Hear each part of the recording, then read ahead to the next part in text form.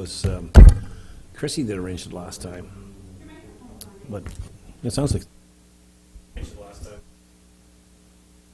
From Jim on Yep.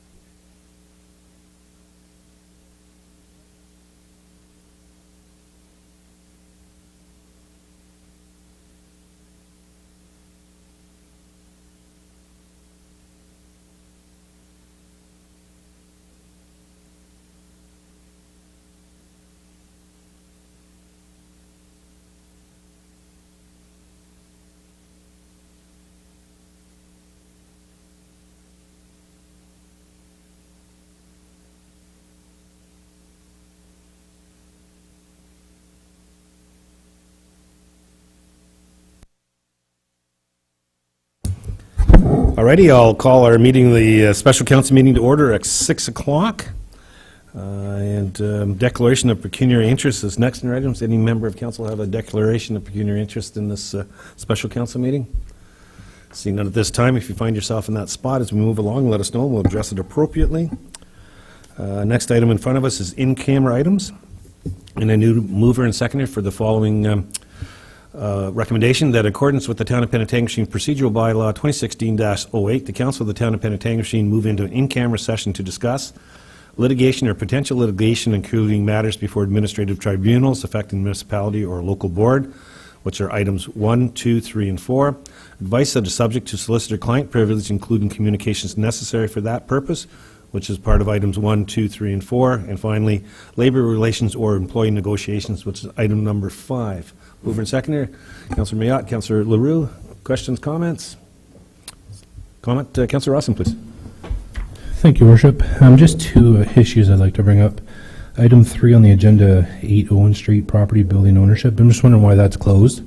We've talked about it a couple times at this table in open session, and I didn't see anything in the closed package that warranted a closed. So I was looking for feedback on that.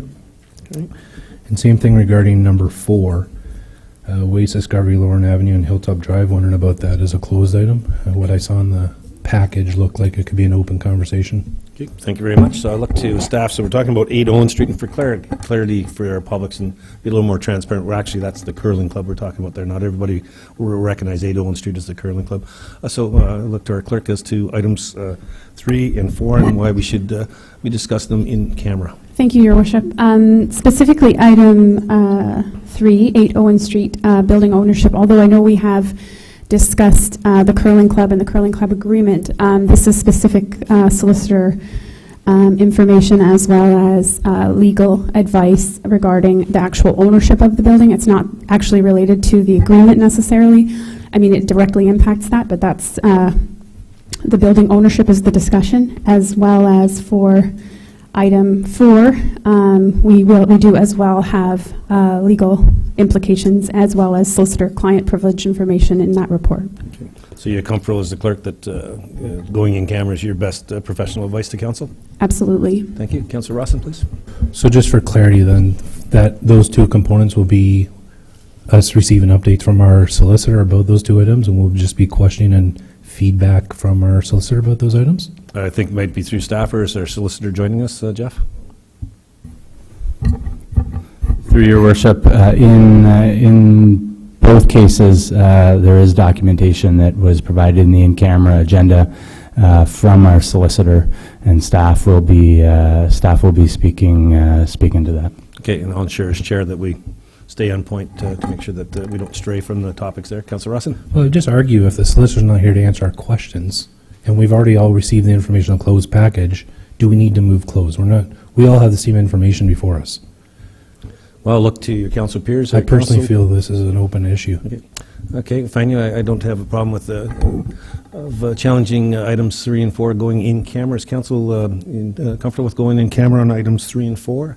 Okay, all in favor of 3 and 4 going in camera, just show of hands here. So it looks like the will of council is on 3 and 4. We can move forward with that then. Okay, thank you for that. And duly noted on the record your comments and concerns, Councillor Rossin. Having said that, then all in favor of moving in camera? Opposed? And that is carried, and we'll move in camera at 6:04 p.m. Thank you very much.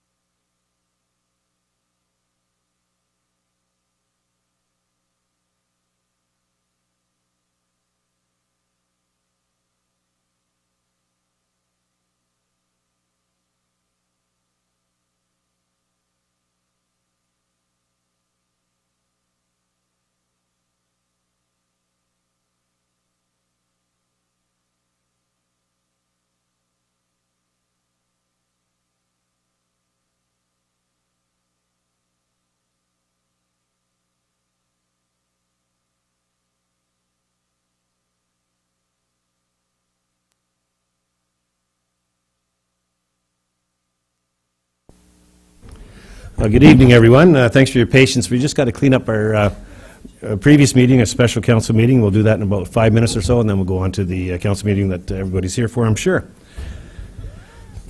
So the first motion in front of us, council, is I need a mover and seconder that the council of the town of Penetanguishene rise from in-camera session with a report. Mover and seconder, please. Councillor LaRue, Councillor LaRose, Councillor Lauder. All in favor? That is carried.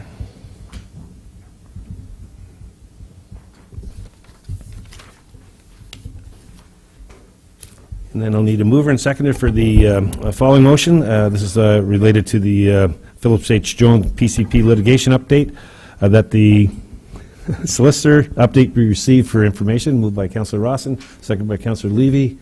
Comments, questions? Seeing none, I'll call for the vote. All in favor? That is carried.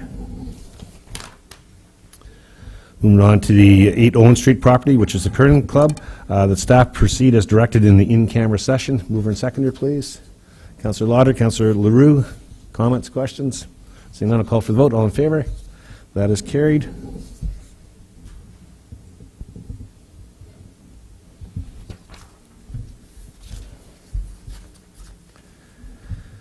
And mover and seconder for the following recommendation, which is related to the Waste Discovery Lauren Avenue Hilltop Drive staff report, that the town obtain the services of a qualified consultant to prepare an environmental site assessment at a maximum upset limit of $20,000 for the 4 known or suspected properties impacted by the waste, and that the monies for the environmental site assessment be allocated from the Community Development Reserve Fund. Mover and seconder, please. Councillor Rawson.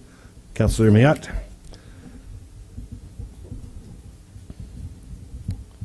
Comments, questions?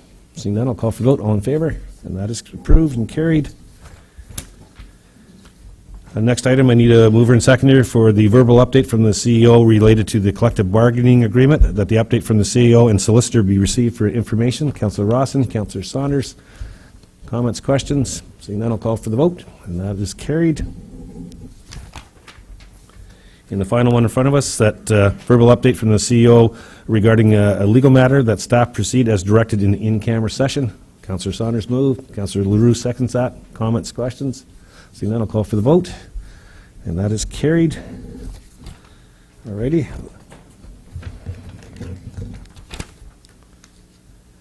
Announcements or inquiries? Any member of council have an announcement or an inquiry in tonight's session? Seeing none, I'll go to question period from the media and public, and I'm sure you're all wondering what the heck we just went through, but that was us being speedy and efficient through that in-camera session. So a motion to adjourn at 7:20, please. Councillor Lauder, Councillor LaRue, and all in favor of the motion to adjourn. That is carried.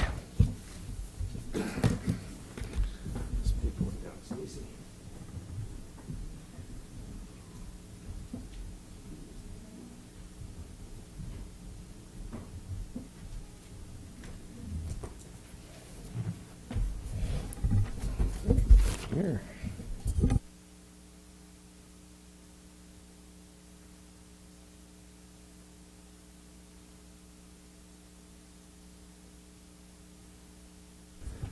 Alrighty, so I'll call our council meeting to order at 7 p.m. And so thanks everybody and welcome, and thanks for joining here tonight. And for those who are watching us on live stream and Rogers, thank you for paying attention to some important town matters. Moving on to approval of the agenda. Oh, sorry, I need the council commitment. If council can join me in the council commitment, please. Oh yeah, put on my bling. We are grateful for the many gifts which have been bestowed on Penetanguishene and its citizens, including the gifts of freedom, opportunity, and peace that we enjoy. May we be worthy custodians of all that has been entrusted to us. We ask all in attendance and those who could not be here to assist us in promoting good government. May our decisions as members of council be enlightened, and may we all be strengthened in our awareness of our duties and responsibilities. And may we be granted the wisdom, knowledge, will, and understanding to preserve the good fortune of the town for the benefit of all and to make good laws and wise decisions. Thank you.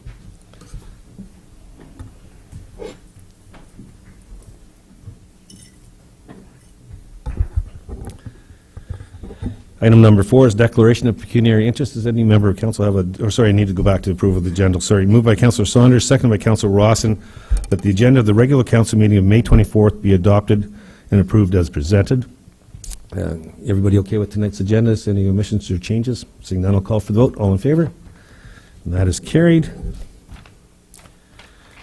A declaration of pecuniary interest. Does any member of council have a pecuniary interest in tonight's session? Seeing none at this time, if you find yourself in that position, let us know and we'll address it appropriately. Moving on to presentations and item number 5, and we do have one. It's a check presentation to Georgian Bay General Hospital Foundation. I'll just go to the podium there for a second.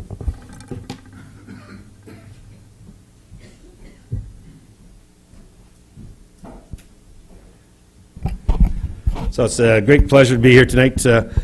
We started a year ago a March Madness, which was a unique idea to actually raise money for our local hospital. So we tried the traditional curling routes and we tried the traditional golf tournaments. And we found ourselves raising $10,000 or $15,000, which was pretty good money.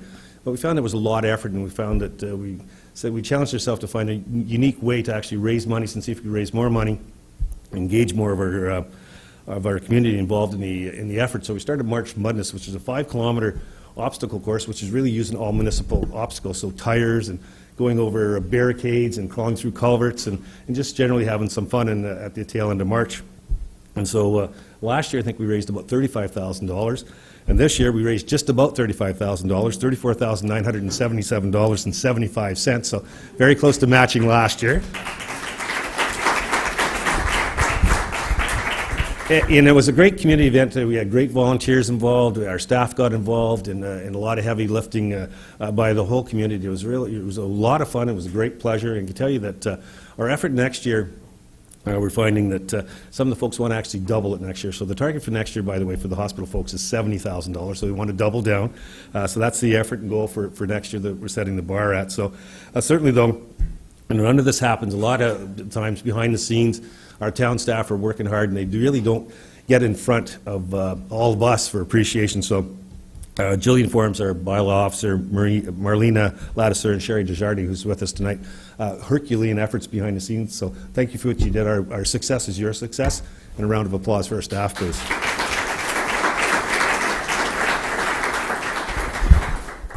And if I could ask our Chair of Finance and Corporate Services, Councillor Saunders, to join me, we'll present the big check. And I don't know if John or Lois or somebody wants to come up and say a few words, and then we'll give you the check for the picture, and we'll give you the check that you can actually cash.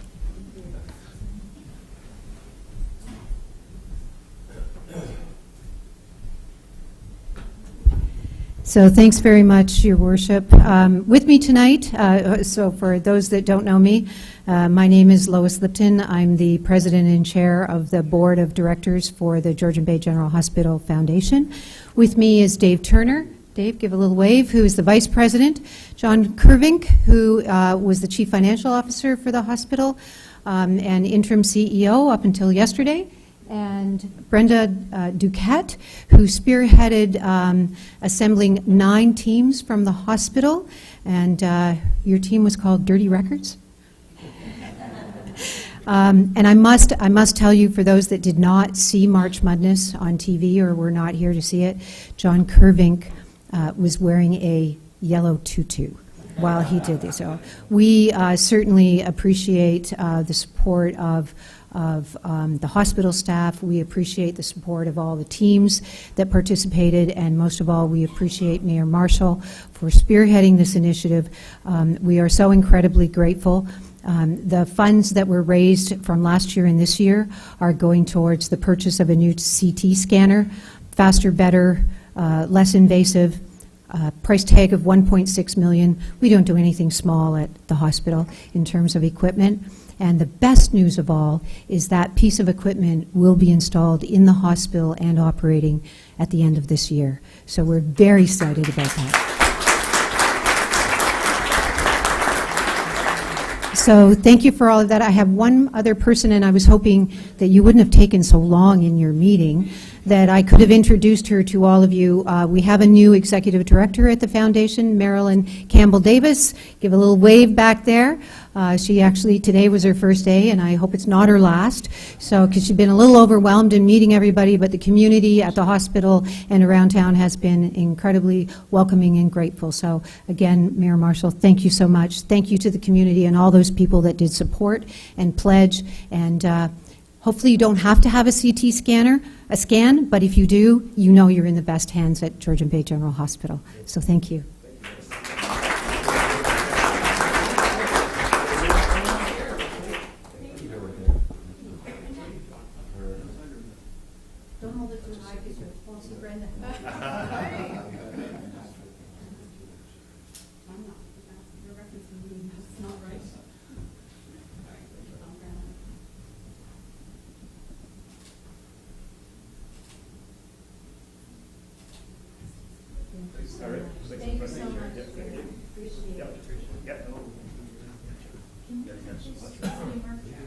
Sure, yeah, absolutely.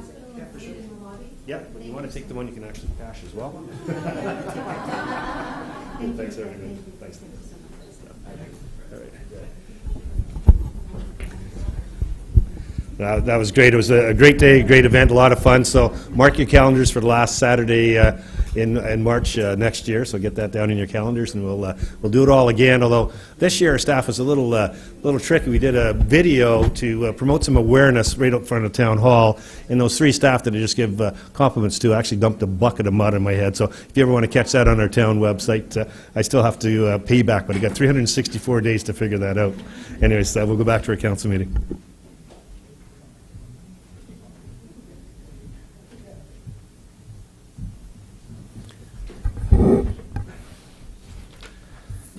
Alrighty, next up in front of us is we have two public meetings. The first one is the official plan amendment in zoning bylaw amendment, ZBA. And so the purpose of the public meeting in this particular one, and it's the same for the second one, but I'll read it twice. I'll read it once if I find the right piece of paper. So this is a public meeting under the Planning Act to consider an application to amend the town's zoning bylaw. For council, the purpose of this public meeting is not to engage in a debate regarding the merits of the application, nor is it intended to be a question and answer session. It is to provide an opportunity for the public to ask comments, or to make comments, and for council members to ask clarifying questions for the public. This is your opportunity to speak, and we encourage you to do so. In accordance with the Planning Act, if a person does not make an oral submission at the public meeting or make written submissions before the bylaw is passed or an approval given, you will not be entitled to appeal the decision to the OMB, the Ontario Municipal Board. You may not be added as a party to a hearing on an appeal to the OMB unless, in the opinion of the board, there are reasonable grounds to do so. At this point in time, I'd ask our Director of Planning, Andrew Betty, to introduce the application and confirm notification. Jamie's going to do that for us. Jamie, welcome. Thank you.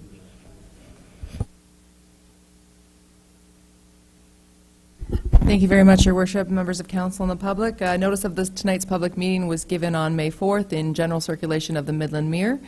To date, we have received comments from the County of Simcoe. I believe that's included in a later part of your agenda and under the staff report as well.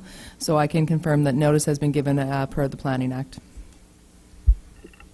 Thank you.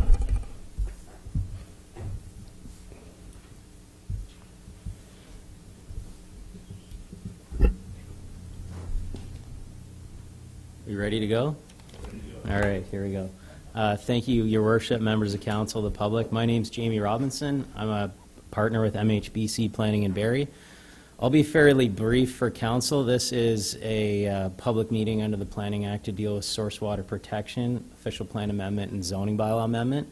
For once, I think the crowd isn't here to see me. I think there's a subsequent agenda item. But what we're going to do today is provide the public with a brief overview of the applications that the town has initiated. These are the results of as a result of the Clean Water Act that the province has enacted as a result of the Walkerton situation. And it's to update your official plan and zoning bylaw to include some policies and regulations to protect municipal drinking water supplies in the municipality. So this has been an ongoing process. Previously, there was a public meeting held in January of 2016 to deal with the initial draft. Since a considerable amount of time has passed since then, and there have been some changes made, we felt it best to hold a second statutory public meeting, which is the meeting here today. Subsequent to this, what we would do is any comments that are received, we would consider them, make modifications, and then bring back a revised official plan amendment and zoning bylaw amendment to council for consideration. So, as I mentioned, source protection, what it does is establish a thing called wellhead protection areas. Town of Penetanguishene gets its water supply from a various number of well supplies. Other municipalities throughout Simcoe County get their water from surface water situations, but in Penetanguishene, it's from groundwater. So what source protection does is it establishes these areas of protection called wellhead protection areas that go around a well. And what these documents are intended to do is restrict certain uses that are in proximity to wells. It's really only intended to apply to non-residential uses. So if you, for example, have a residential quantity of salt for snow or for ice removal, that would not be considered a significant threat. You can continue on to do that. It's really to deal with non-residential situations. So what this figure shows is those, the red are the first areas, so those are sort of the areas of primary protection, wellhead protection areas A. The orange is wellhead protection area B, and then they go on C, D, and so on. So the main area of limitation is the red, so it's fairly small. And then we've got this other area, which is the blue that's hatched, that's called Q2. That relates to quantity of water protection. So in the Penetanguishene, Tiny, Midland area, there's been identified that there could be a potential in the future for a impact on the water quantity, so the water that's available for future to service future population. So there has been this Q2 area identified with respect to that.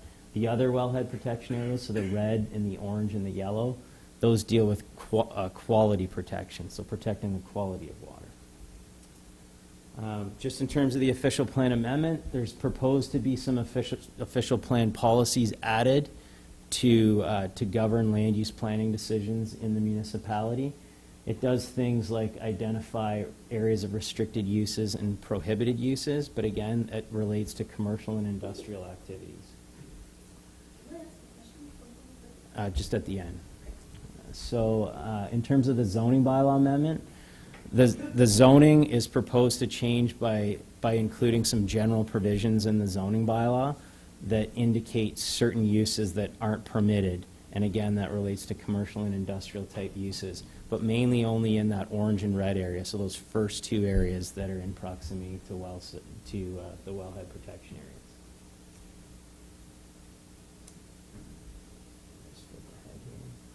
So since we previously came to the last public meeting, some of the modifications that have been made are a direct result of some of the county comments that have been provided. Throughout this process, we really haven't received many public comments on this. We've been to council a few different times on it and haven't heard many public comments.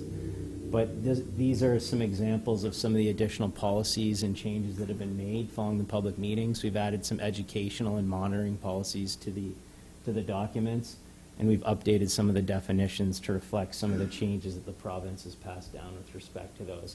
The other changes relate to ensuring consistency with the provincial policy statement. The province and the MOE have said you've got to include some additional policies to deal with water protection that are included in the provincial policy statement.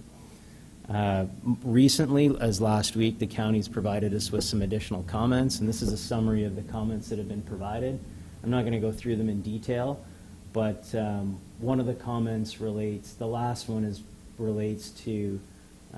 on-site sewage systems of more than 10,000 liters, which generally you're not going to see those situations in Penetanguishene because you are on municipal well and septic or well and sanitary for the most part. The other item that they've identified that we needed to add was the areas of highly vulnerable aquifers and significant groundwater recharge areas. Those are the areas that regenerate the aquifers. So we've included those on the schedules as well and policies with respect to those. So this is a proactive step that the municipality is taking to be consistent with the provincial planning documents of the day and to protect the quality of drinking water for residents in the town. So in terms of next steps, as I alluded to, we'll take in any comments that are received tonight or subsequent to this meeting. We'll prepare a revised official plan amendment and zoning bylaw amendment, and then those will be brought forward to council for adoption. So the official plan amendment, council adopts it, but the approval authority rests with the County of Simcoe. For the zoning bylaw amendment, the approval authority is council. So that's a brief overview of the source protection, and I'll pass it back over to your worship, and we'll take any comments that are provided. If they're short and I can answer them, I will. If not, we'll just take the comments in and then prepare responses in a staff report to council when those bylaws are brought forward. Good, thank you, Jamie. So if any member of the council or public wishes to make a comment either for or against or look for clarification, if you just state your name and address for the record, and then the podium's yours. So we do have to capture it. Please, if you can come up to the microphone, just name, address, and who you are, although we all know who you are, but for the official record. Some of them. Exil Delarin. I'm principal of Ecole Saint Louis in Penetanguishene. I just have a question with regards to the areas in the red and the yellow and the orange. Where is that in proximity to the school? It's Is in that that right zone near the that, water tower, near the school? Yes, it is. That is exactly it, eh? Yeah. And that reflects the proposal for use of that land further that we'll be discussing tonight? No, it does not. No, so it's, well, it'll be part of that conversation, but you can readjust that question at the second public meeting as well. Okay, but it's proposing changes to that direct. It's in that same footprint, yes. Okay, so does it increase protection of water, or does it give more flexibility to the use of land in that area? Jamie? Through your worship, I can answer that. These areas that are identified have been, they're not subject, so they increase protection, bottom line. They limit the uses that could occur within those areas. They don't. So, apply- Jamie, I don't think the microphone's on. Beg your pardon. Thanks, Sorry. Doug. So they increase protection. These areas have been identified by the Source Protection Authority. So they're engineering lines. They're not lines that the municipality came up with. They're lines that have been provided to us by the Source Protection Authority, which is the Southern Georgian Bay Lake Simcoe Source Protection Authority. Now, so they do provide more protection, but they do not apply to residential land uses. They apply to non-residential land uses. From a school perspective, if there was any development proposed that added what we refer to as a significant threat, there's a list of significant threats through the legislation, through the Clean Water Act, then those types of uses would be restricted. But what I could ever envision happening on a school site, I don't see there ever being something that would be considered a significant threat in those instances. Usually you need, an example would be over 250 liters of fuel oil, for example, or over a certain quantity of salt storage. Those sorts of things could be considered significant threats, and I don't think that would be the case on a school property. Thank you. Any other questions from the public? Questions for clarification from council? Alrighty, okay, so then we'll no further comments. Thank everyone for your attendance and participation. And the council will consider the application and results of this public meeting at a future meeting. I think comes up later on this evening. And then, Andrea, what happens after that? Thank you, Your Worship. Following tonight's public meeting at the next Committee of the Whole, we'll bring back a report to address any comments that we've received and make a recommendation to Council on how to move forward. Thank you for that. So we'll move on to the second public meeting, which is zoning bylaw amendment ZA 1217. And again, I'll just read the procedures. Thank you so much, Jamie. So again, this is a public meeting under the Planning Act to consider application to amend the town's zoning bylaw. The purpose of this public meeting is not to engage in debates regarding the merits of the application, nor is it intended to be the question and answer session. It is to provide an opportunity for the public to make comment and for council members to ask clarifying questions. For the public, again, this is your opportunity to speak. We do encourage you to do so. In accordance with the Planning Act, if a person does not make an oral submission at the public meeting or make written submissions before the bylaw is passed or an approval given, you'll not be entitled to appeal the decision to the Ontario Municipal Board, and you may not be added as a party to a hearing on appeal of the OMB unless, in the opinion of the board, there are reasonable grounds to do so. So at this point in time, we'll turn again over to our Director of Planning, Andrew Betty, to introduce not the application, but to introduce the zoning changes that are under consideration. Andrea, please. Thank you very much, Your Worship, members of Council and the public. So notice of the public meeting was given in two different ways. The first was given through general circulation of the Midland Mirror on May 4th. And that was provided 20 days ahead of tonight's public meeting, as well as we gave direct mailing to property owners impacted by the proposed change, as well as property owners within 120 meters of those lands. Just to let you know, we didn't have it ready at the beginning, but at the back of the room by our fire chief, there is a sign-in sheet as well, so if you wish to receive correspondence and follow-up from the municipality with respect to decisions made by council, if you could leave your name and your preferred method of contact, we will ensure that you will be provided notice of what decisions council makes with respect to this application. So again, this is a public meeting under an application that was municipally initiated, so the town initiated a proposed change to our zoning bylaw. It's file number ZA1 2017. and it is to add 2 new land use permissions to the industrial zones M1, M2, M3, and M4.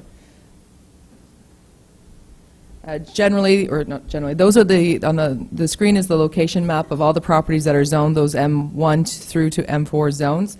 They are within our employment lands designation of our official plan and our industrial park for the most part. So those are the areas of where this proposed 2 new land uses would be permitted.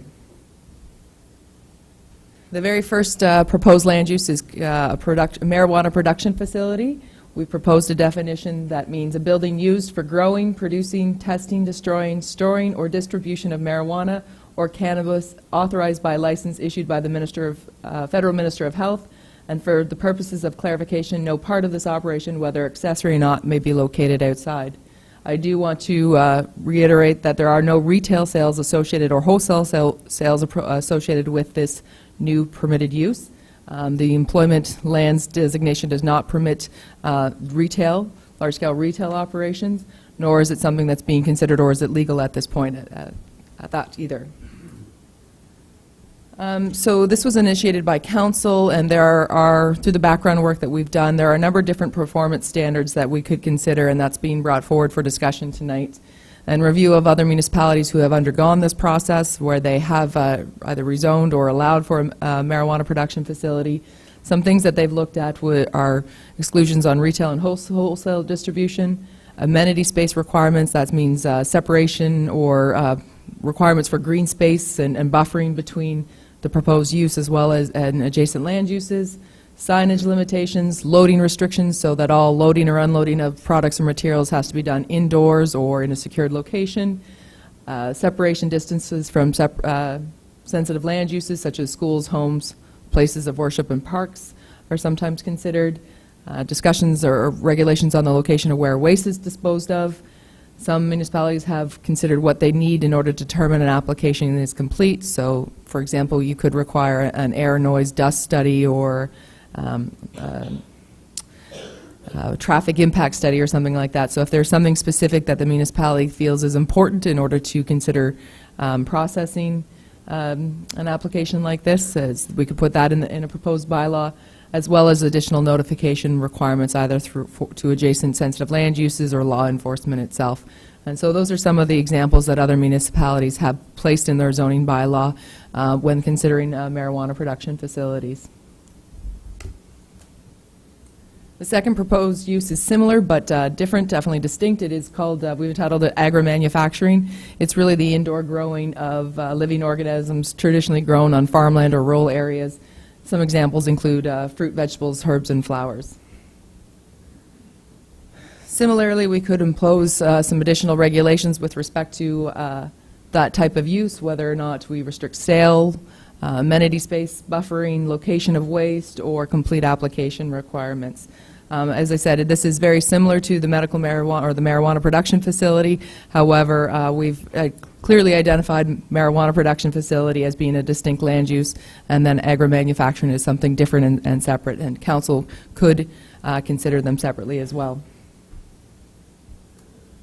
So I was remiss in noting that through the process of giving notice of the public meeting, we do have 2 comments which you have in your package. We have received comments from St. Louis School, and as well as the Simcoe-Muskoka District School Board as well. So you can see those comments in your package. I will note the Simcoe County District School Board does not have any comments or objections to the proposed permission changes, but the St. Louis School has indicated a number of concerns with respect to the proposal, and we can address those at the follow-up report. In terms of next steps, again, the recommendation will come later in the council meeting, but we would follow up with a report at the June 14th meeting of Committee of the Whole, providing some analytics as to what comments we received and what staff recommendation would be on how to proceed with the proposed amendment. Thank you very much. So again, for council clarification, questions for the public, this is your chance to educate council on your thoughts. Comments for or against the proposal are certainly welcomed. Rules of engagement are similar to before. You can come to the podium, state your name. Donald, good to see you again. I'll introduce you in a second. State your name and where you're from and who you represent, and we'd gladly capture your thoughts. And we've got school board trustee Donald Blaine, an old workmate of mine, so good to see you again, Donald. And I see you got your hand up, so podium's yours.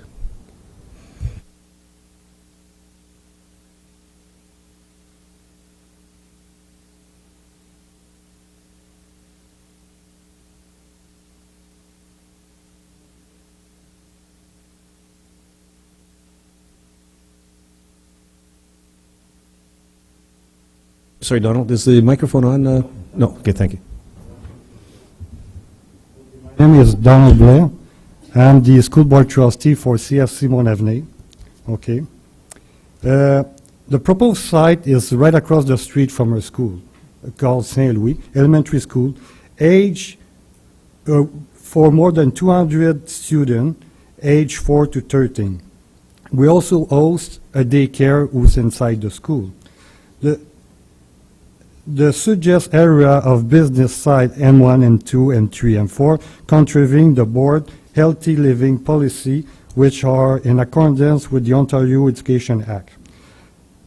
The existence of operation as described above could also contravene regulation set for small children's center and daycare in Ontario. Our argument here is the school is right across. It's immediate exposure to that industry, to the fact that the kids will grow up looking at that industry thinking this is a normal way of life for them. A little bit like the tobacco industry. That's what we're concerned about here. The fact that we have a number of parents here are worried about because their children's going to that school for a number of things, traffic, excessive use of fertilizer for that industry, which they use a lot of fertilizer. We're not here to stop the industry of creating job in Penetanguishene. We're in favor of creating jobs because our family, our parents need to work. This is a fact of life. Without economy, we have no community. But the fact we cannot be neighbor, we're too close. It's right across the street. Actually, the door from our school and the door of the elevator, this is across the street. This is that close it is. So I know that there's no school would accept the fact that an industry like that can be so close to them. So like we're not here to kill job, but we're here to find a solution. This is a problem that our school board having, the parents of that school having, and in general, in the employee of the school board, they kind of, well, that's impossible? Well, are they serious about that? Yes, they're serious about that. But this is why we're here tonight. We have other members going to come and talk. But to me, we simply can't be neighbor that close. That's why we're here. Thank you very much. Thank you very much for those comments, and good to see you again. Does anybody else wish to speak? Please, the podium is yours.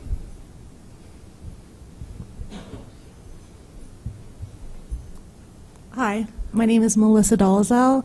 My address is 1016 Tay Point Road and 1106 Tay Point Road. And so I'm just in opposition to the manufacturing where marijuana manufacturing because there's a few reasons. The manufacturing facility will impact our community in a negative fashion by reducing the property values of neighbors and creating a safety issue through security of the pot grow from those who may seek to steal the drug. And third, enticement of our youth to use the drug with the extensive growing of it in our community. So therefore, I'm opposed. Thank you. Thank you very much for those comments. Anybody else wish to speak, please?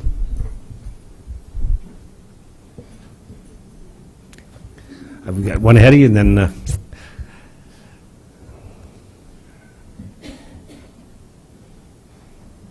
Good evening and welcome. How are you? My name is Garnet Desjardins, and I live on 1013, well, excuse me, I'm not used to this, 1013 Tay Point Road, and I understand the same problem the lady ahead of me. I'm against. We did not receive a letter from the town, and I'm right on the corner of that lot. I want to know what security, the lighting, the smell, whatever that could go wrong, and the value of our property. I appreciate that comment. So there's nothing in play here at the moment. The conversation is, do we zone the area to allow something to become in place? So I'm there's no. against. Yeah, well, but clearly, I just wanted to articulate for everybody's comfort level, there's not a spot been selected or identified within that footprint for a facility, nor is there a facility or a business opportunity in front of council at this point in time. I think we had somebody up. Yeah, please.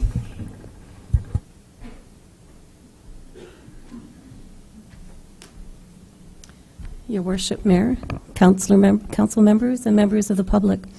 Good evening. My name is Exilda Lorrain. I'm a principal of École Élémentaire Catholique Saint-Louis, situated on Dufferin Street. I'm here, however, this evening to address the group on behalf, yes, as a principal, but especially also for myself as an educator. I would first like to thank the town of Penetanguishene for holding a public meeting regarding the proposed bylaw amendments, which would allow the growing and manufacturing of cannabis in our town, unfortunately on a property directly adjacent to an elementary school. Having 28 years experience in education, both as an intermediate teacher and then as a principal of elementary schools in this area, it has always been my belief that all of us, as adults, have a moral responsibility regarding the safety and protection of children, the guardians of their well-being, one might say, be it as educators, as parents, grandparents, or as town officials. Children depend on all of us to provide them with an environment that will encourage positive thinking, healthy habits, and all-around well-being. Their future, as well as ours, depends on this. Through the years, we have all seen how, as proud Canadians, we have progressed towards a more responsible society, one with greater regards to health and safety issues such as seatbelts, drinking and driving laws, healthy lunches in schools, anti-bullying and mental health programs through various schools and organizations, as well as drug awareness classes. Over the years, society has placed a great importance in various research fields that have proven to us all the negative impacts such products and situations can have in the lives of our loved ones, young and old, and the role education can play on preventing negative impacts for all individuals. We as educators have been trained over and over again regarding the importance of early interventions on young minds. We have been given a mandate from society through the Ministry of Education to educate our children, your children, with regards to the negative impact drugs and alcohol can have on young bodies and growing minds, in order that we may help them become responsible individuals when the time comes for them to make appropriate choices for themselves as teenagers and adults. This education must start at a young age in the elementary schools, and hopefully at an age long before peer pressure plays its role in shaping their decision-making. Building such a manufacturer across their schools desensitizes them with regards to these messages we are sharing with them. We are all aware that as society progresses and new situations arise, people will often react by saying, "I agree, as long as it's not in my backyard." I also understand that the town of Penetanguishene is working very hard at creating new jobs for residences, jobs that are much needed following the closing of various factories and industries in the area. But that being said, I do not believe this gives us the right, as a society, not to be extremely vigilant as to what we do, how we do it, where we do it, and especially at what cost to society and young individuals. I strongly believe, as an educator, that the proposed bylaw amendment would be detrimental to the youth of our town, with especially negative impact to those that will be most impacted by its location, directly across from an elementary school. We have passed laws that prohibit selling cigarettes to children, or again, that prohibit promoting the sales of cigarettes in stores, all with the goal to protect our children from being exposed to products that are detrimental to their health.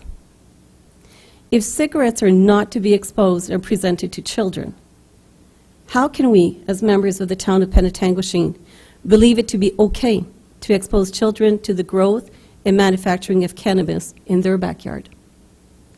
Do these children have a say in what they will be exposed to on a day-to-day basis for their future well-being? Unfortunately, no. But as we all too often ask of them to do, they are placing their faith in the people around them, counting on us as adults, residents, and employees of the town to make safe and appropriate decisions on their behalf.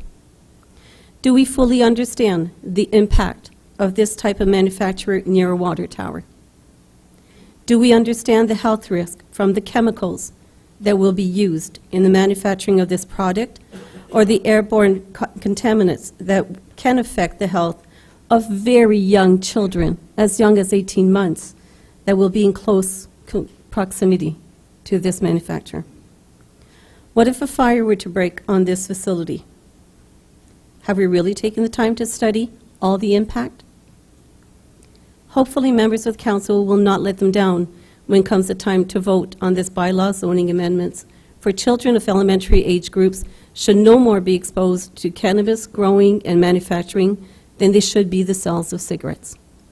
There must certainly be better places to consider than this location, and history, good or bad, will be made on the decision of this council.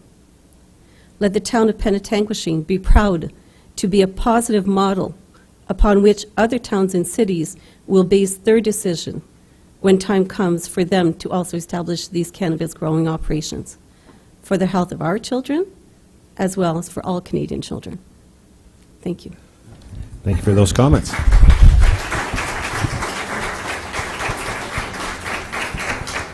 Please, podium's yours. Good evening. My name is Kenneth Langford. I live at 20 Barrington Trail. The reason I'm here, I actually didn't plan to speak. I was more interested in to see what the tone of this meeting was, and unfortunately it's a sad tone. We're experiencing lots of fear-mongering about an industry that clearly not many of us know much about. I've been in it since the beginning. In fact, I was a co-founder of the Peace Naturals Project in Wasaga Beach. Medicinal cannabis is a wonderful product. It is very safe, far safer than most pharmaceutical drugs produced today. And also, I just wanted people to understand the regulations that are put forth by the regulator, which is Health Canada. In no circumstances whatsoever would Health Canada ever grant a medicinal cannabis production license to any entity within half a kilometer of a school, let alone across the road. So that could never happen. In terms of airborne contaminants, again, the regulations don't allow for a solitary molecule of smell to exit the buildings. In terms of high fertilization, there is far more effluence from farm fertilized runoff directly into our water supplies than you would ever see from a licensed LP. In fact, most do their best to recapture any of the nutrients that they're using on the plants. In terms of exposure from being close to a school, no signage is permitted whatsoever, so nobody would understand what is going on at that facility. In terms of safety, I am a father of 4 honor roll gifted students, all of whom have been in close proximity to medicinal cannabis before, all of whom are amongst the healthiest, safest individuals on the planet. I'm just trying to make sure that I cover everything, because like I said, I've been doing this for a long time, and I've helped many people, including young 18-month-old children who are desperately suffering from seizures, up to 300 of them a day. And they take one small dose of cannabis oil, and they are symptom-free for 24 to 72 hours. If a medicine that comes from a plant, it comes from nature, no chemicals are allowed in the production of it. It is as safe as anything out there. I would say to the fire concerns, again, these buildings have to be built to the utmost specifications. Many of them are more impenetrable than the harshest prison in the United States. The background checks for employees working at these things, the programs in place to prevent divergence of the product getting out to the public. All of these are amongst the highest of any industry. So I just wanted to make sure that everybody is clear that Health Canada is already mindful of all of these objections that have been raised here. But unless you've been inside a medicinal cannabis facility, which is a lot like being inside of a space shuttle, you have to put on Tyvek suits and doctor's masks and latex gloves, and nobody who hasn't undergone a secondary security clearance, that is a background check by the RCMP, fingerprinting, et cetera, is allowed to even be around the plants. And anybody who hasn't undergone that cannot be unsupervised around the plants. Every plant is under 24-hour security. The vaults that this stuff is stored in are level 9 bank vaults. You'd be surprised to know that OxyContin at pharmacies everywhere is far more dangerous than cannabis, and it's barely locked up behind a steel door. Again, in terms of safety to the children, what if a fire broke out? What if a fire broke out in the school? Honestly, the exhaust from the cars is far more dangerous to children than anything that would ever come out of a cannabis facility. Again, because of the regulations, you can't operate one unless you are 100% smell-free, contamination-free.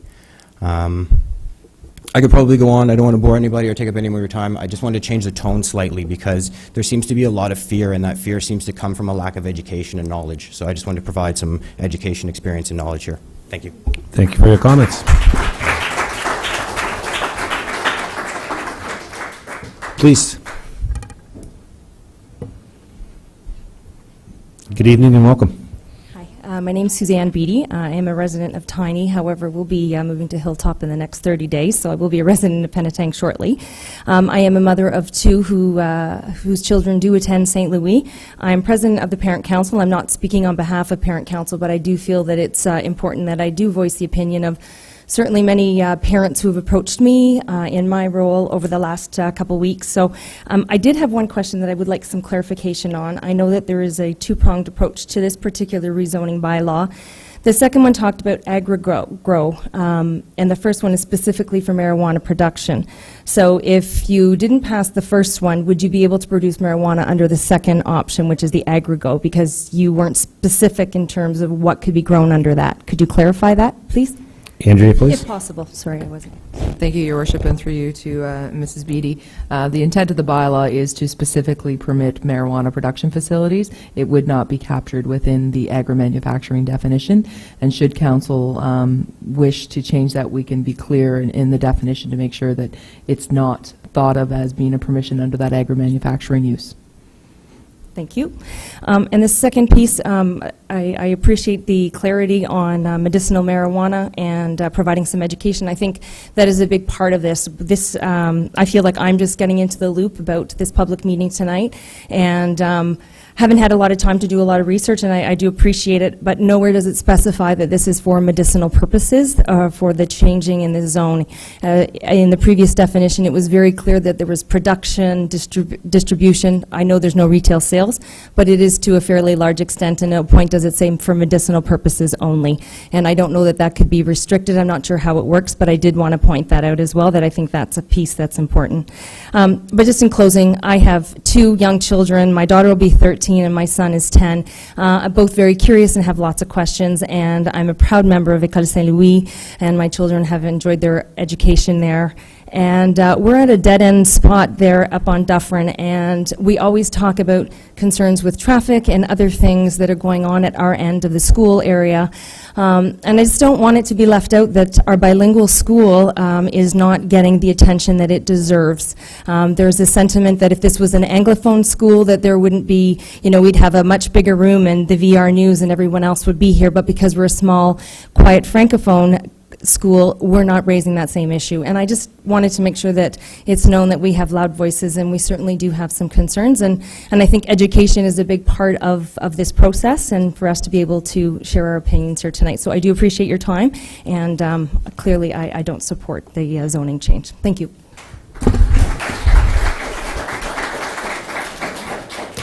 Does anybody else from the public wish to speak? Please, the podium's yours.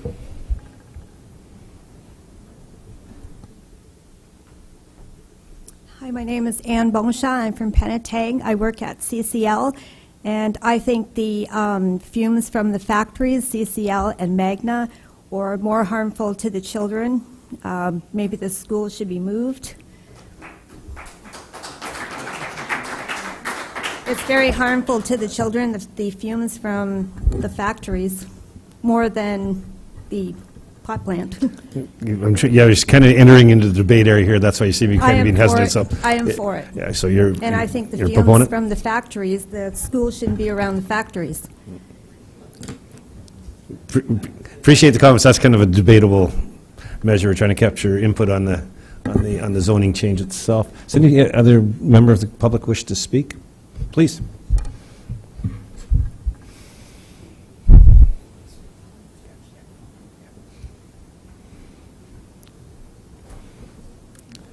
Good evening. Good to see you again. My name is Bill Van Rhyme, 7 Hilltop Drive. I just have one quick question, and maybe that gentleman there could answer it. Is that, is there a provincial or federal setback from school?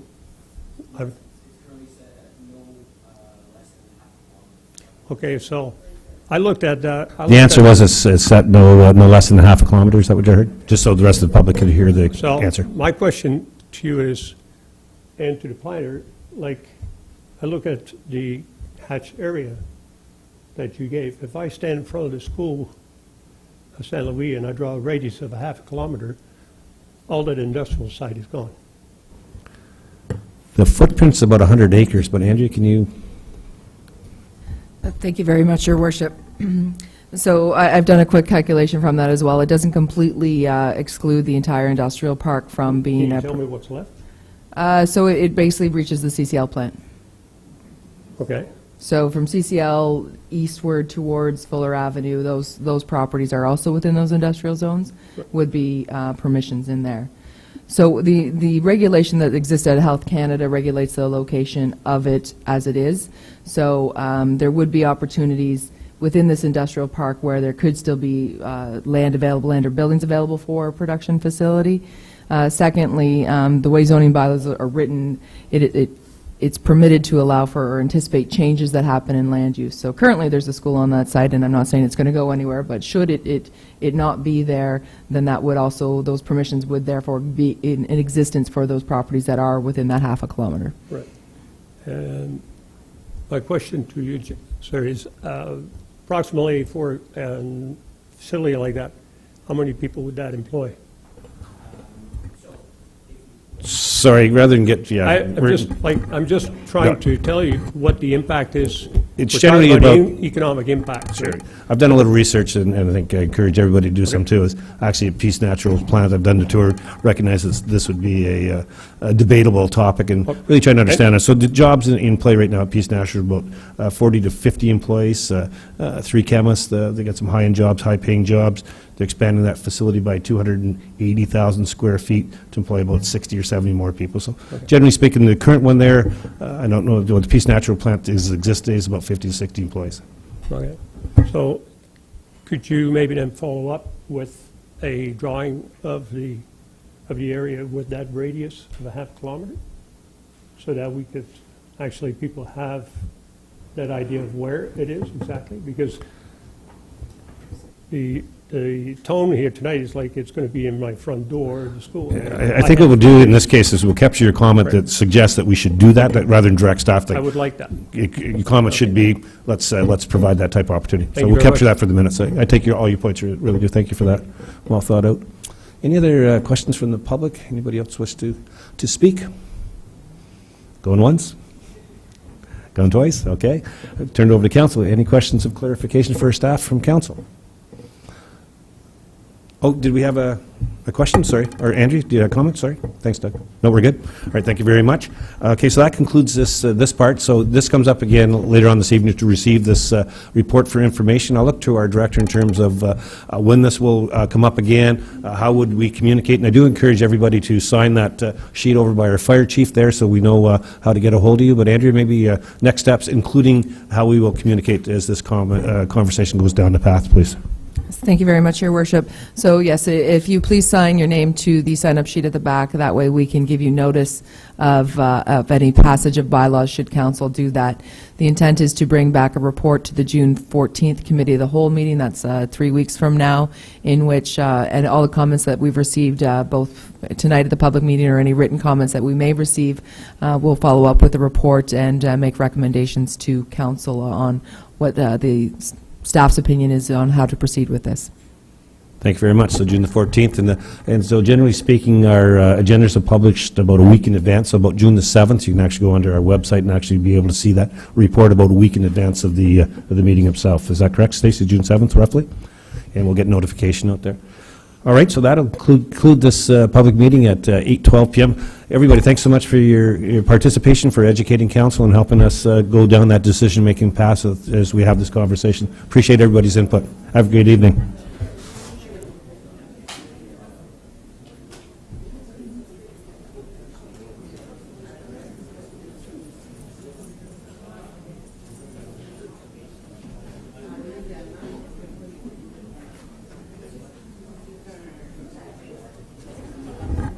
Alrighty, council, so we'll move on to the next part. Sorry, folks, yeah, you can certainly catch Councillor Miot's after the meeting for sure. Alrighty, so the first one is, next item in front of us is 7A. It's moved by Councillor Saunders, second by Councillor Rawson, that the following minutes of the council meeting be confirmed and adopted as circulated. Special Council May 10, 2017. Council May 10, 2017. Committee of the Whole May 10, 2017. Any questions, comments, errors, or omissions on those minutes? Seeing none, I'll call for the vote. All in favor? And that is carried. We'll move on to agenda item number 8, and that is the presentation and considerations of reports from Committee of the Whole. And the first one in front of us is moved by Councillor Leroux, second by Councillor Miot, that recommendations contained within the Committee of the Whole report related to recreation and community services be approved. Does any member of council wish to pull any of those items for discussion? Seeing none, I'll call for the vote then. All in favor? Those items are carried. Moving on to the next one, which is planning and development. Somewhere in here. Here we go. Moved by Councillor Levy, second by Councillor Lauder, that recommendations contained within Committee of the Whole report related to planning and development services section be approved. Does anyone wish to pull any of these items for discussion? Seeing none, I'll call for the vote. All in favor? And those are carried. Moving on to transportation and environmental services. Moved by Councillor Rawson, second by Councillor LaRose, that recommendations contained within Committee of the Whole report related to transportation and environmental services section be approved. Anyone wish to pull any of those items for discussion? Seeing none, I'll call a vote. All in favor? That is carried. And finally, moving on to finance and corporate services, moved by Councillor Saunders, seconded by Councillor Rawson, that the recommendations contained within Committee of the Whole report related to finance and corporate services section be approved. Anyone wish to pull any of these items? Seeing none, I'll call for the vote. All in favor? And that is carried.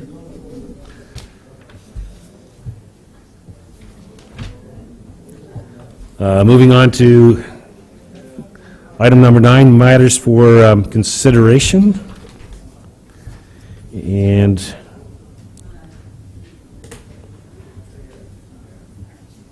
the first one in front of us is 9A, moved by Councillor Ross and seconded by Councillor Rose, that the special event transit routes for the Butter Tart Festival and Canada Day fireworks be approved. Councillor Rawson, please. Thank you, Worship. This report was attached in our package, and it's to have a trial run with having our transit system run on special events, starting with Butter Tart Festival and Canada Day celebrations this year. Thank you very much, Councillor. It's a pretty clear report. Any member of council have questions for Councillor Rawson or for Director Brian Murray? Seeing none, I'll call for the vote. All in favor? That is approved. As long as it drops some butter tarts off in Penetanguishene, Brian is maybe the secondary clause to all of that. Moving on to 9B. It's moved by Councillor Levy, second by Councillor Lauder, that this report be received for information, that staff be directed to prepare a report for the next Committee of the Whole meeting to address any comments received at the public meeting, which is the first meeting we had today on source water protection. Comments or questions on that one? See none, I'll call for the vote then. All in favor? That is carried. 9C, it's moved by Councillor Lauder, seconded by Councillor Levy, that this report be received for discussion, and the staff be directed to prepare a report for the next committee of the whole to address any comments received at the public meeting. And of course, this was the second one on medical marijuana, marijuana and the rezoning of the industrial lands. Final comments, questions? Seeing none, I'll call for the vote. All in favor? That is approved and carried. Item number 10 is motions of which notice has previously been given. We have none. Item number 11 is notices of motion. Does any member of council have a notice of motion to bring forward tonight? Seeing none, we'll move on to consideration of bylaws, and we have 3 of them. That the Council of the Town of Penetanguishene introduce the following bylaws: 2017-34, 2017-35, and 2017-36, that the bylaws be deemed to be read a first time, deemed to be read a second, a third time, and carried. Anyone wish to pull any of these bylaws for further discussion?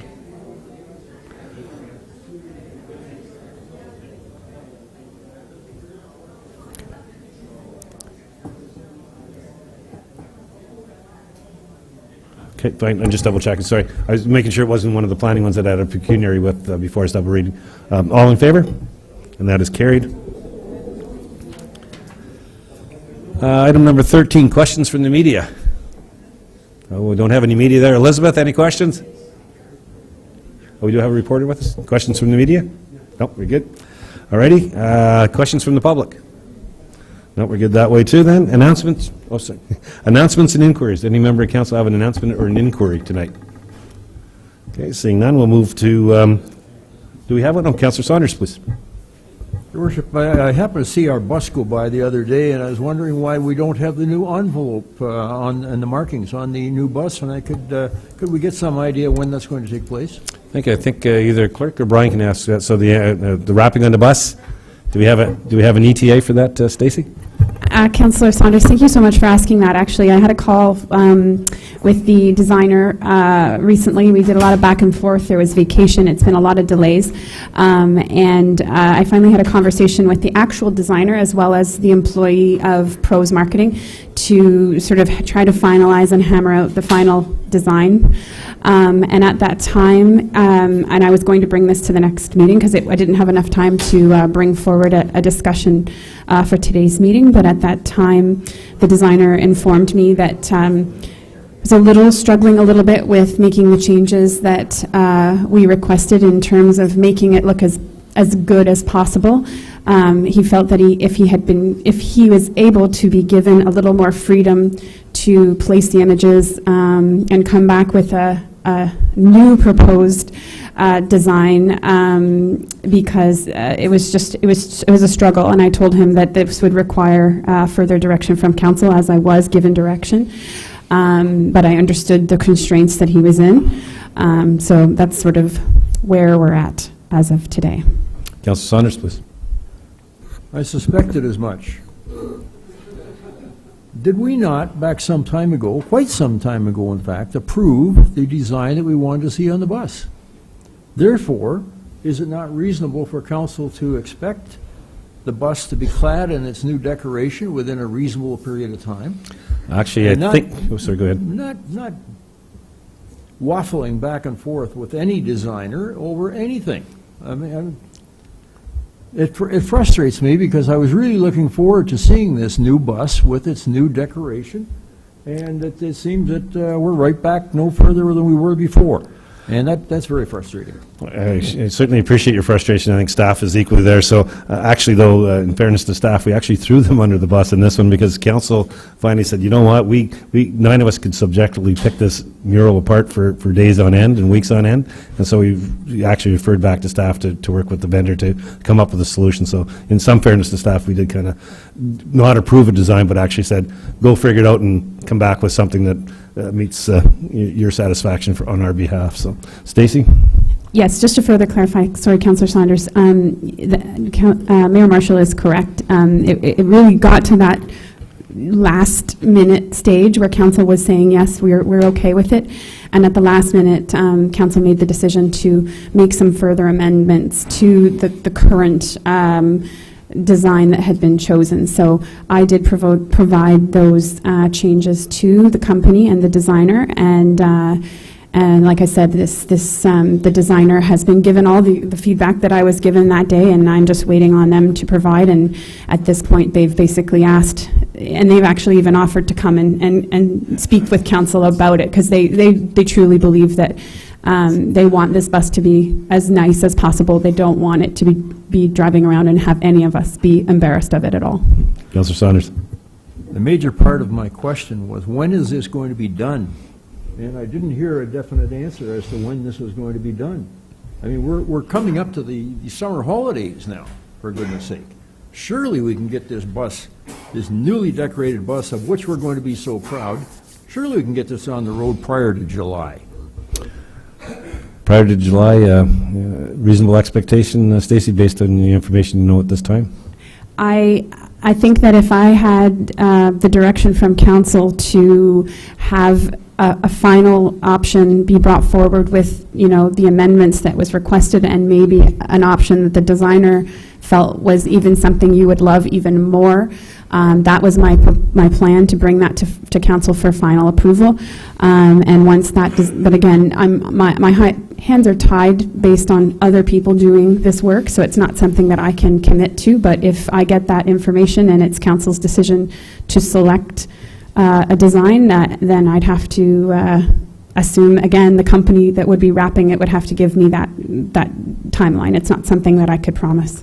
So, Stacey, maybe then to address this, because I think we all would like to see it on the road in July. So maybe you can give us a written or verbal update at the next committee of the whole 2 weeks out, and then maybe that'll allow you some chance to really, drill down and maybe put the deadline in front of the vendor, going, hey, council wants it by this date. So maybe just leave it like that for now. In 2 weeks, maybe have you firm it up in a more proper fashion. Absolutely. Thank you. Okay, thanks. Any other inquiries or announcements? I'm afraid to ask. All righty, we'll go to the confirmation bylaw. Moved by Councillor Saunders, second by Councillor Rawson, that the confirmation bylaw 2017-37 be signed and sealed by the mayor and clerk. All in favor of that motion? And that is carried. And that concludes our council meeting. But now we'll move on to committee of the whole. And I'll call us to order.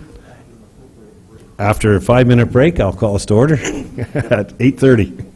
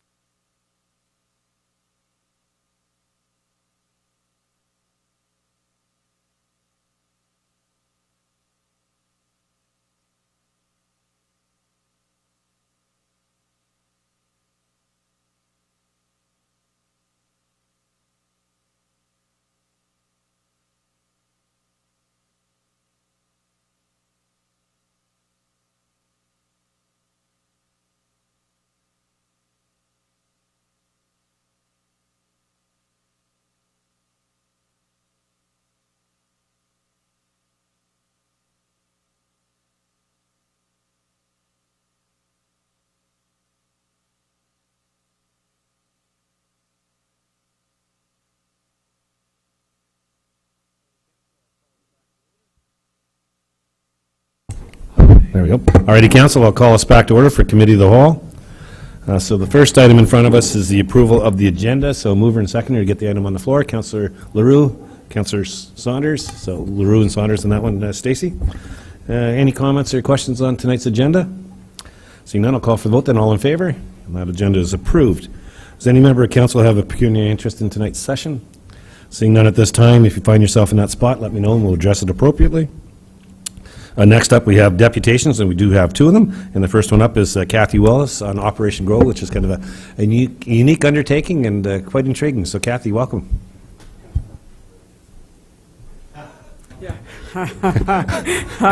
The timing is incredible. That's all I have to say. Mayor Marshall, members of council, thank you very much for having me here tonight. All I can say is the timing is the clerk's fault. I'm not questioning anybody. I'm just having a chuckle and really working hard at not making an inappropriate joke. So my name is Kathy Willis. For those of you who don't know me, I'm the Executive Director of Huronia Transition Homes. We operate La Maison Rosewood Shelter, Athena Sexual Assault Counseling and Advocacy Center, Choices for Children, and now what I'm here to talk to you about tonight is Operation Grow.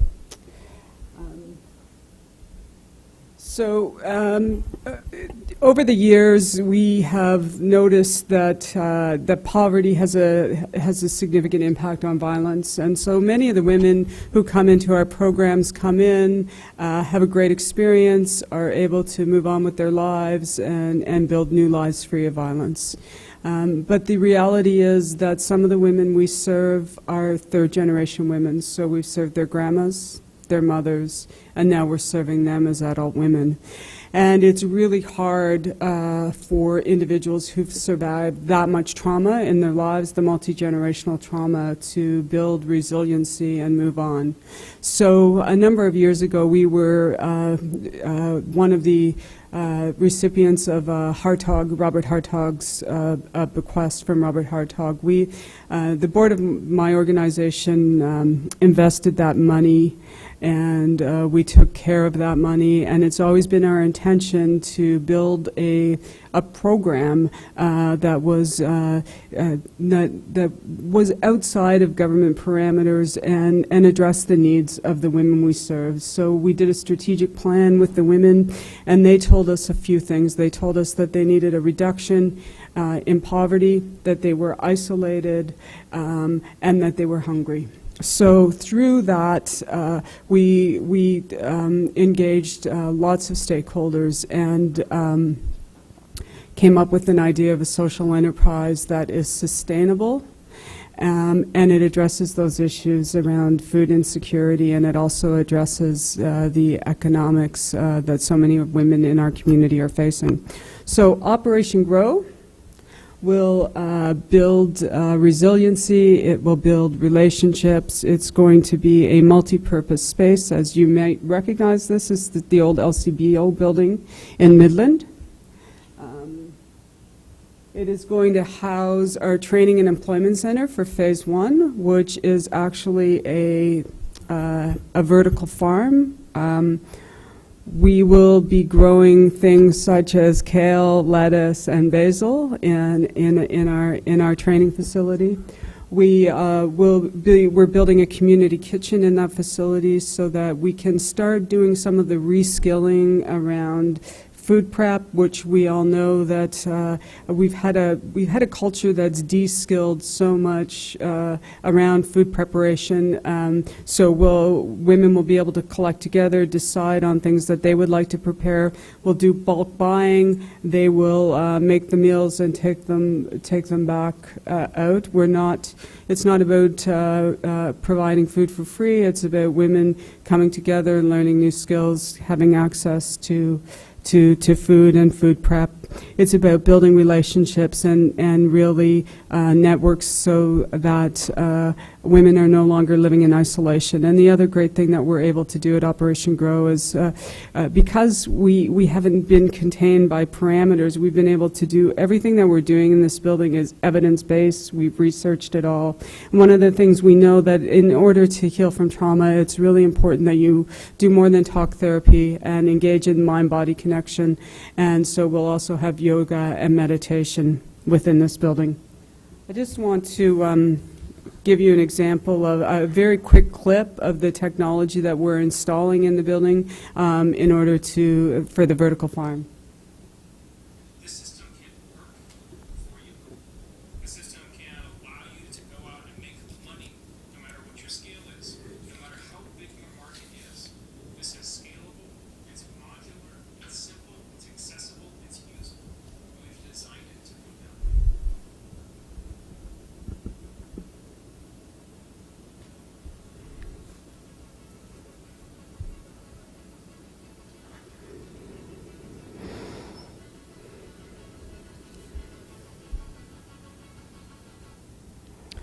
So that's the technology that we're using. We will be installing a 1,500 square foot farm within the training facility. That farm will require about 2.5 to 3 full-time employees in order to operate the farm and produce the food. And we're going to divide up that employment amongst a number of people who have had a lived experience of violence and who want to come in and try their hand at employment. We'll be paying individuals a living wage, and our intention here is to top up income security at this point. And then ultimately what our intention is to build phase 2. And the women who are successful in the employment programs at the training center in phase 1 will be able to move on into jobs in phase 2, where we'll be producing more sophisticated cultivators, growing and producing food that we will be distributing far beyond just the Midland Penetanguishene market. And we are building a social enterprise that is not only going to sustain the programs that we're developing in the training center, it's also in the long term going to sustain all the programs of Huronia Transition Homes. Right now, each year, we're facing a deficit of about $180,000, so we are taking a proactive measure in order to ensure that we can sustain what we currently offer. I've included in your package the capital costs for phase 1 and phase 2. We've been fortunate enough to receive a very large capital grant from the Ministry of Status of Women, and I'm soon to announce a very substantial gift from the Weber Foundation. So we're well on our way to opening phase 1. We anticipate being open by August. And I guess for me the really important piece here for Council to know in talking to you about this is that Operation Grow will be self-sufficient. We won't be looking for operating dollars from any tier of government once we've been able to recover all of our capital costs. Because our vision for Operation Grow in the first phase was a downtown location that's accessible by public transportation to the most women. We did exceed our original capital budget by about $1.5 million because there wasn't available property for us in the downtown core. And so we are now in a fairly aggressive capital campaign, and as I said, we're seeing good results with that. In terms of you, Council, I'm really here to tell you about an exciting project that we believe will build resiliency. It's a proactive measure. It is something very different than anything we've done before. It is about giving women and kids the opportunity to move out of poverty, giving them a really soft environment to start practicing some employment skills and build their confidence so that they can now believe that they can hold down a job and move on. It really is about building people up in every capacity. You don't have to just come into the training center to work. You can come in for yoga. You can come into the community kitchen. We've also made the building as flexible as we possibly can so that we will be able to lease it out. We know that there have been some new regulations around food resale, so we're going to include an inspected kitchen in this facility so that we can lease it out so that other people are able to use our kitchen in order to prepare food for farmers markets and those sorts of things. And just on a closing note, Council, I do want you to know that in the last year, 15 of the 100 women who stayed at our shelter were from Penetang. We are currently providing counseling to 13 women who reside in your community. We've recently had 2 moms and 5 kids through our Choices for Children program. And in the last year, we provided legal support to 9 women from your community, and also we built transitional housing plans for 10 women from your community. So thank you very much for this opportunity. I know it's been a long night, and I really appreciate the opportunity to talk to you about Operation Grow. And, zoning changes might afford us the opportunity to build a large farm in this community, because that's what Phase 2 will be, just a farm and nothing else. Very well done. Thank you. Council, any questions for Kathy? I don't have any questions, Kathy. As you know, I'm a big fan of this. I think your undertaking's brilliant. I like the strategy. I like your thought process. And as you said, the challenges for women under pressure and in very difficult circumstances doesn't know boundaries of Penetanguishene, Midland, Tiny, and Tay. They exist and they're problematic. So our process here, and your fundraising, so one of the things that happens with our council is each year we look at our surplus, and our surplus comes to council. And so if you're looking for some capital assistance, I know you haven't made an ask, but if you are looking to ask, the process by which that happens is we have a surplus. We only would consider capital contributions to any undertaking, and that surplus normally comes to us in about June. I'm looking at Carrie, who's crunching some numbers. Our treasurer's always crunching numbers. Our surplus for council consideration will come to council when? Roughly, approximately. Best guess. I know the auditors are in now, so it's coming soon, I assume. Due to the recess in July and August, probably won't see it till September. Okay, and so if you get an application in there, I'd probably send it in to Stacy, then that'll come to council. Assuming we have a surplus, then it can be considered at that time for you. Okay, and I'll give you 30 seconds for a shameless plug for Walk a Mile in Your Shoes. Oh, see, I decided you folks had such a challenging night, I wasn't even going to do that. Yes, on June 17th, council members, it would be incredible if you could come out and support the Midland Wiseman Club, sorry. They are hosting their 2nd annual Walk a Mile in Their Shoes. We asked men to get pledges. Everything is on the website, our website, Huronia Transition Homes. And you don red high heel shoes, which we're happy to supply for you. I also think you might want to don sensible footwear, but red high heel seems to be the most popular thing. Walk a mile, get pledges, support your women's shelter and ending violence against women in your community. Thank you very much, Kathy. Great. Thank you. Thank you. Enjoy the rest of your evening. So the next one up is second presentation from our Penetang Junior C Kings, and it's about the 40th anniversary celebration. So welcome. I do have some inkling of this, and excited to hear more.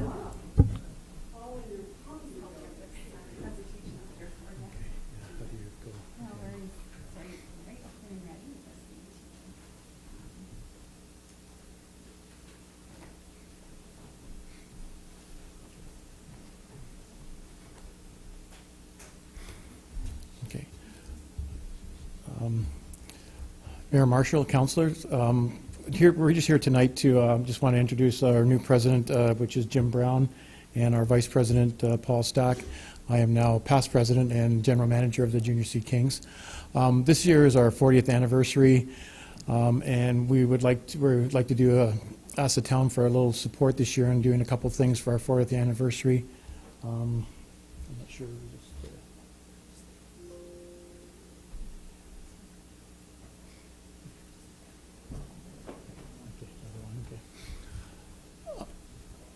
So we put a bunch of stuff in there just at our operating budget. Actually, that was a little faux pas. Our operating budget for a year is $115,000. Like I said, all of our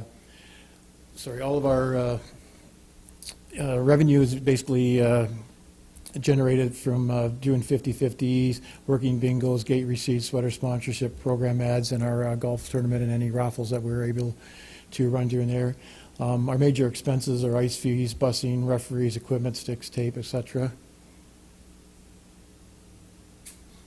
We're here tonight to ask the town for the support of a couple of endeavors for the upcoming season to allow us to continue. We're asking the council for the following items. The first one is this is a design that we come up for our 40th anniversary. We were wondering if the town would allow us to put it at center ice for the upcoming season at no cost to the Junior C Kings organization. Our second One is the small lounge upstairs. There's no name on it currently, and we were wondering if it was possible. We're going to have a booster club at all home games this year that is permitted, and we were wondering if it was possible if the town would let us name the small lounge. We thought a couple of things was doing it online and a thing at some of the games to get the community involved in naming it. I know there is a fee for putting your name on the small hall, and we were hoping that the town might consider not charging us for that too and letting us name the small lounge at the arena. Our next one is in the King's dressing room. We have all the pictures, almost 35 pictures from over the 40 years. We're missing a few pictures of some years that the team didn't have a team picture.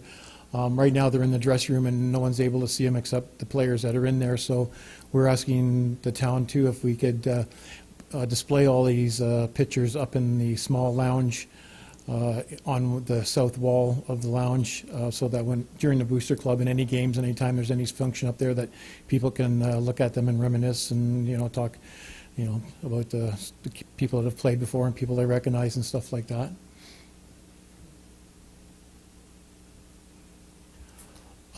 Then our next request, I know, kind of from understanding and talking to Sherry and whatnot, it was in the budget to do new flooring in some of the dressing rooms and whatnot. This is just a picture of the King's room. I'm not sure when the last was done, but right now it's been there quite a while. It is very hard to sweep and almost impossible to mop, so we were wondering if it was in the town's budget, whether we could possibly get that done for this year, our 40th anniversary, before the season starts. So just one of the requests we'd like to, wondering if the town would be able to do that. We are in the process right now. The ball hockey is in the King's. It's not our room, but in the King's dressing room right now.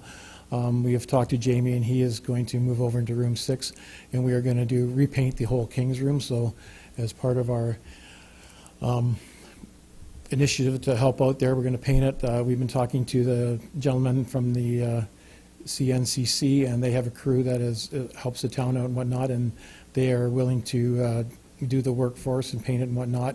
Obviously, they're looking forward to this because when it's raining out and they can't do any work outside, this is something that they can, a rainy day project for them that they can work on during the course of the summer. So that was one of the things that we were hoping that if the new flooring, we're kind of an idea if there is new flooring and when it's going in, whether these guys, we can do it after or get them in before the new flooring, or if the flooring's not going in, we can just schedule them in to do that.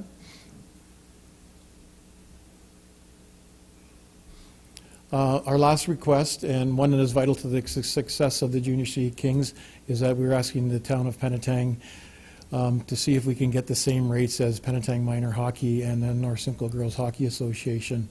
Some of the other teams in our Georgian Bay Loop get their minor hockey rates, and we are competing against, most of our centers that we are competing against are double our size. Like Huntsville has a population of almost 30,000, Aurelia 26 to 30,000, Midlands double our population, New Tecumseh, which is Alliston, Caledon, they're all anywhere from 30 to 50,000 populations. So we're basically fighting for Midland for sponsorship and advertising stuff and all that stuff too. So we're just wondering if the town would be interested in giving us the same rate as the minor hockey and girls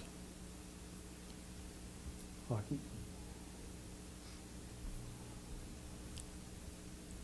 That is basically it for our presentation tonight. We just hopefully that I know some of the council members here are avid supporters of the Kings, and we see them at the games all the time.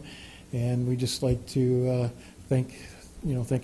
I'd like to thank you for taking the time to listen to us. And like I said, it's been 40 years, and like I said, the tradition continues, and we just like to hopefully stay viable in the community and have some place for everybody to go on Friday nights. So. Good, thank you very much. Great presentation. I think most of the asks in the presentation were part of a recommendation coming on later on. So that'll come up for a conversation with council live here in a few moments. Council, any questions or comments?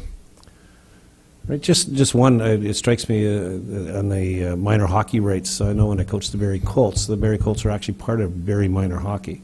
Has ever had a conversation about you becoming part of Penetang minor hockey in that similar relationship? I've been trying to do that for a few years to get our minor hockey. Okay, I don't want to get politics, so Yeah, you've had yeah, it. trying At to least get you tugged the thread was really my... Yeah, we're trying to get the minor hockey organization to become the junior kings, but yeah, it's always a timing thing, new sweaters, because basically one organization has to switch. Yeah, you're right. When I was with Barrie, it was from knee-high to the Colts. Yes, yes. Okay, great. Great presentation. Thank you so much. Hard to believe 40 years has passed. Hopefully the picture you lost was mine. It wasn't all that handsome back in the day. Still aren't. Thanks, Deb. Alrighty, so we're going on to next. Items of reference, we have none. So item number 6A, Transportation and Environmental Services. And I'll turn the chair over to Councillor Rawson, please. Thank you, Worship. 6A is our consent agenda. The following consent agenda items have been given due consideration to be received for information. Number 1 is the Midland Penetanguishene Transit Ridership Monthly Update for April 2017. Second is the Ministry of the Environment, Climate Change, Lepage Water System Inspection Report, and the corresponds from MTO. A mover? Councillor LaRue, seconder Councillor Rose. Anybody want to move any of these items for discussion? Councillor Lauder. Yes, thank you. I'd like to remove the Midland Penetanguishene Transit Ridership Monthly Update for April. Any other items for anybody? We'll vote on the remaining items. All in favor? And opposed? That is carried. Councillor Lauder. Thank you, Mr. Chair. I'm going to bring this up simply because when I read the documentation and the charts and whatnot, I'm a little confused. Now, I just talked with Brian, but I'd like him to possibly give a little bit of discussion so that people, our residents, are fully aware. Basically, what happens is I'm trying to correlate the numbers in the chart regarding the stops and the numbers getting on at each stop with the totals for the month. And up until December, none of them, they don't add up together properly. But especially in December 2016, the numbers were very high in the stops, and then they drift down considerably. For example, in April, the numbers are considerably lower, whereas at the same time, the totals for that month are higher. So Brian gave me an excellent understanding of why this is, but I thought it'd be important for the public to also understand. So if we could, Brian? Brian? Thank you, through you, Mr. Chair, to Councillor Lauder. Further to your question is the stop the stop counting chart that's in the report.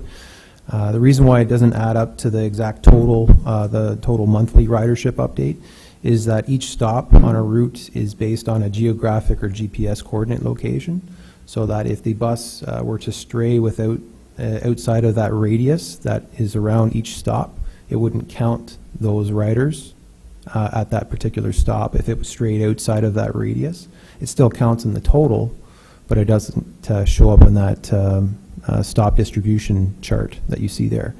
The other thing that also accounts for that is the riders that get on at non-designated stops. So if somebody flags down the bus, it's outside of those stop locations.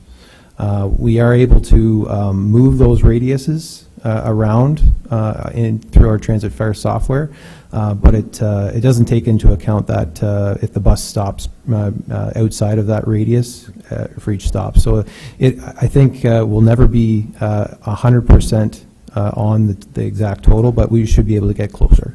Great. Thank you very much. Thanks, Brian. That answer everything, Councillor Lauder? Any further discussion on this item? Councillor Lauder, you're going to move this item? Yes, please. And a seconder? Mayor Marshall, all in favor? And opposed? That item's carried. B is matters for consideration. One is a verbal update regarding the Main Street sewage treatment plant. Save Brian discussing. I know we talked about this in camera earlier tonight. Brian, anything to add? No, thanks, Mr. Chair. We have our contractor has been awarded the deficiency items work, which is Western Mechanical and Walker's Electric, and they should be on site within the next couple of weeks to start that work. Thanks, Brian. Number 2 is the award of ditching excavation services for 2017. It's recommended that the RFQ unit prices submitted by Tinney Septic Service and construction be approved. A mover. Councillor LaRue and a seconder. Councillor Rose. Discussion. Seeing none, we'll call for the vote. All in favor? Opposed? And that is carried. Number 3 is a Chatham Street and Salt Dome Engineering Services Agreement. It's recommended that the professional engineering services agreement with WMI and Associates Limited for the engineering, design, and contract administration services for the Chatham Street reconstruction and the Salt Dome engineering be approved, and the staff be directed to prepare a confirmatory bylaw and council approval. Mover? Councillor Mayat, seconder, Councillor Rose. This item actually came to council a few weeks ago, and this has come back for the contract language at committee of the whole before it comes to council for approval a few weeks ago. So we did do this a few weeks ago. Any questions or comments on this item? Seeing none, we'll call for the vote. All in favor? And opposed? That item is carried. 4 is disposal of surplus vehicles and equipment. It's recommended the disposal of surplus items be approved as presented. A mover? Councillor Rose, second. Mayor Marshall. Any discussion on these items? Self-explanatory and important. Councillor Mallett, do you have? No. We'll call for the vote. All in favor? And opposed? That is carried. Referrals to upcoming agenda staff. Does anybody have any revisions, additions to this? Seeing none. That the Transportation Environmental Services section endorse the following additional and existing referrals to upcoming agendas and staff. Thompson's Road Extension Options, Severn Sound Environmental Association Park Maintenance Plan, Penetanguishene Bus Identification, Champlain Road Weight Limits, Resident Reporting System, and the Transit Agreement Renewal Options. A mover? Councillor LaRue, seconder. Councillor Rose. Call for the vote. All in favor? And opposed? That is carried. Question period from the media and public. See none. Back to you, Your Worship. Thank you very much. We'll go on to item 7, Section B, Recreation and Community Services. Now I'll turn the chair over to Councillor LaRue, please. Thank you, Your Worship. Consent agenda, that the following consent agenda items having been given due consideration be received for information. 1, Curling Club minutes dated April 15, 2017. 2, Seniors Council minutes dated April 5th, 2017. And 3, Trails Committee minutes dated April 4th, 2017. Mover, Councillor Rawson, seconder. Councillor Rose, all in favor.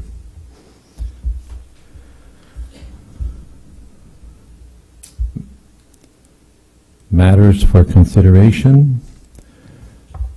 1, Arena Ice Users Rate. Recommended action that the ice user rates for the upcoming 3 consecutive ice seasons be approved as follows, and you have them there. I would like to just probably make a friendly amendment to this motion, and as that is to delete that the user fee bylaw be updated to reflect the new user rates, but that the friendly amendment would remove and further that the town's subsidy program remain the same. We have a move on that. Mayor Marshall, seconder. Councillor Mayat, all in favor? Yes. I will finish reading the motion, Councillor Rawson, and then you can. Finally, that the agreement for the ICE user groups be drafted reflecting the new fee structure. Okay, Councillor Rawson. Sorry, I thought you were calling the vote on the actual motion. Oh, no. Scared. Questions or concerns? I do have a mover and a seconder. And Councillor Mayat, all those in favor? Well, I asked if you had something to say. Discussion ready. Yeah, well, go ahead. Okay. I'll keep this brief. I did email Sherry a couple of things the other day. So I appreciate the work done on the report, and especially talking about some subsidy work. My thing is $41,000 is going to subsidize minor hockey, and a lot of people would love to play minor hockey, but they can't afford it. Yes, we have a subsidy program, which we have someone else helping us administer. And I know when the numbers in the report say, yes, the cost could be $750, but if we subsidize the 164 people in our town, that discount will be $250. I feel very strongly, and if you look at our launching ramp as the example, we have a resident rate and a non-resident rate. I'm not proposing that we administer this program, but I think in exchange for this rate that we're providing for, and we'll use minor hockey as example, that they should provide a letter back to the town saying that they are providing a subsidy to the residents of the town of Penetanguishene for their registrants. For example, in the city of Barrie, Hockey is $700, and if you're out of town, it's $750. I feel that our $41,000 that we're contributing to that, our taxpayers are paying that. It's coming out of our tax base, that our residents should get a little bit of an incentive, a bonus for that, as opposed to non-residents of the town. So I believe the report said there's 164 people from the town of Penetanguishene in hockey's example, and 200 and change were non-residents. I'm not suggesting, because we would cripple the association, I'm not suggesting that. I'm not suggesting $250 comes off our registrants hockey, but $50, $75, a third of that should go to our residents' registration fee. We need to make this approachable for our residents. If people from Tiny have a hard time with that, contact your council and contribute like they do to our library. But we got to look out for our people. We got to make it approachable for our people to access programs. I'm not mean just minor hockey. I mean that's for figure skating. Whoever gets the incentive, we need to look out for our people. Kathy Wilson here talking about poverty tonight. Let's make it approachable for our residents. We're supporting this. So I know Sherry did a lot of work on this. I don't know how this can work. I'm not suggesting we administer it. I think it can be something as simple as provide this rebate, give us a letter back and say you've forwarded this to the residents of our town. Thank you. Councillor Saunders. Mr. Chair, I wonder if my colleague has a motion in mind. Philosophically, I agree with him, but I don't have anything in front of me that would reflect his intent. I agree. But before we go there, perhaps I might ask our Director of Recreation if she has any further clarification on this matter. Thank you, Councillor LaRue. I don't have any further clarification on the matter. It's all outlined there in the report. It was done in consultation with our Director of Finance. I guess the clarification that I would seek if you're going to pass a motion is if you're looking for the town staff to come up with how the Penetanguishene residents would be subsidized, or if you're looking for that to be managed by Penetang Minor Hockey and the other associations. Councillor Lauder. Thank you, Mr. Chair. I fully support what Councillor Rawson's saying. I also understand what you're saying, Director of RCS. Thank you. I also wanted to extend that a little bit beyond. I didn't have any understanding of why the numbers had to be fully applied the way they were. I totally agree that that whole 41,000 should not come off 100% off Penetanguishene. I mean, it is a subsidy and whatnot. I was looking also, so I agree in whether the percent, and I would like to see this going back to staff, possibly at 10% or something like that. So if we're looking at the sort of numbers we're talking, $750, then it's down to $75 off, that sort of stuff. But I also would like to consider that the town residents would also get some sort of subsidy, whether it be a 10 or 15%, with respect to simply renting the ice surface. Because that's when I first read the original page, that's where I thought it was going. I know many of the other municipalities give their residents benefit.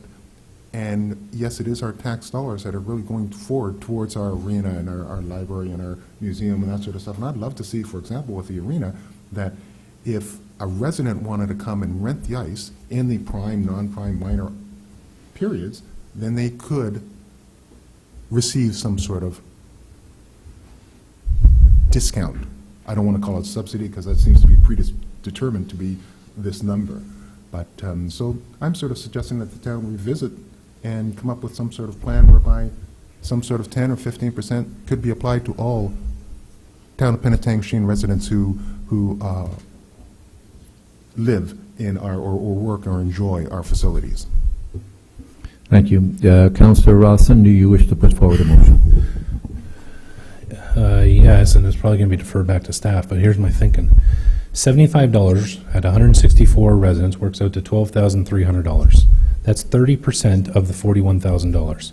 I think it's something as simple as saying, here you go. 30% of that needs to subsidize the residents of the town of Penetanguishene. They're not, if rates couldn't go down, it's the 30% is the amount. And I don't think staff should administer this. I know it's going to be a nightmare for us to have to add another layer of bureaucracy. I think it's, here's the rate, and send a letter back to us saying, yep, the residents of your town received X. And X would be the $75 off the registration rate. And that works out to 30% of the amount. So I'm happy to propose that tonight, but I know there's some logistics. I'd be happy to defer that back to staff to let them massage those, but that's kind of where I'm thinking. Your worship. Thank you. Before you send it back to staff, I'd like to kind of kick around the conversation. I don't doubt this should end there. I'm just trying to work the logistics through in my mind. So where would the $75 come from? Where would the $12,000 come from? I guess the concept would be the $12,000 would be recouped from higher registration rates for non-residents. That's the model. I'm just trying to get the concept. That's the model. So the challenge there for us is, one of the reasons our kids get to enjoy minor hockey here is the residents of Tiny Township predominantly play minor hockey in Penetanguishene. Otherwise, we wouldn't have a team. So the jeopardy in this conversation is the fact that more than 2/3 of the hockey players in the town of Penetanguishene, minor hockey, if I'm understanding the conversation correctly, don't live in Penetanguishene. So they went away and said, okay, fine, I'm going to play in Emville or Midland. Now we're in the ditch. So I understand the concept. I'm wrestling with how to recognize that. So you're right, maybe a deferral back to staff and quiet conversations. But I got you in concept, and I like it. My fear is the reaction of those who the extra registrations would be imposed upon would go, no, I'm out. So that's my only thinking out loud here, though. Thank you. Councillor Ross, you have further comment? And just to follow up to that, and I did think about that, and I think Sherry commented that in the report, that the hockey zones are very prescriptive, that it's based on where you live, and you can't pick up as a move to another jurisdiction.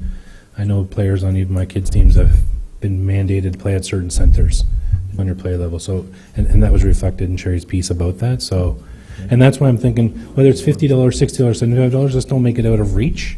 But I think there needs to be some element of that, and there is elements of this. And again, City of Barrie does that.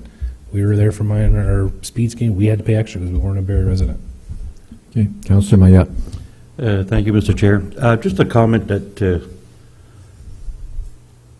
we were talking about here. Like, you want to charge the outside people or the outside players $50 or $75. Is that, I understand? Yeah, but where are we going to get that money? Like the mayor was saying, where do you get that money? You're going to charge the tiny? Is that what I understand? You're going to charge, so instead of $200, you live in tiny, you're going to pay me $250. Mm-hmm. But yet you're saying poverty, there's no poverty in tiny? Mm-hmm. There's no, I'm sorry, but I'm totally against this. I'm sorry. Carrie, do you have something to... Just through you, Chair, to Councillor Rawson, if I'm just hearing it correctly, the scenario that Sherry and I did was looking at the total subsidy in terms of the discounted ice rental rates, and that's all it is at this point, is a discounted ice rental rate. That works out to be, based on their ice rental times, total subsidy of $41,000. What I'm hearing then is that it would be a two-tiered discount that we would offer to user groups in terms of the 30% discounted ice rental fee might reduce to, I'm just pulling an estimate out of the hat, a 20% discounted ice rental rate, and the other 10% would be the resident player discount that would be given to the group and applied directly to the participant who's a resident of the town. I just wanted to clarify if that's kind of where you're going with that. No. Okay.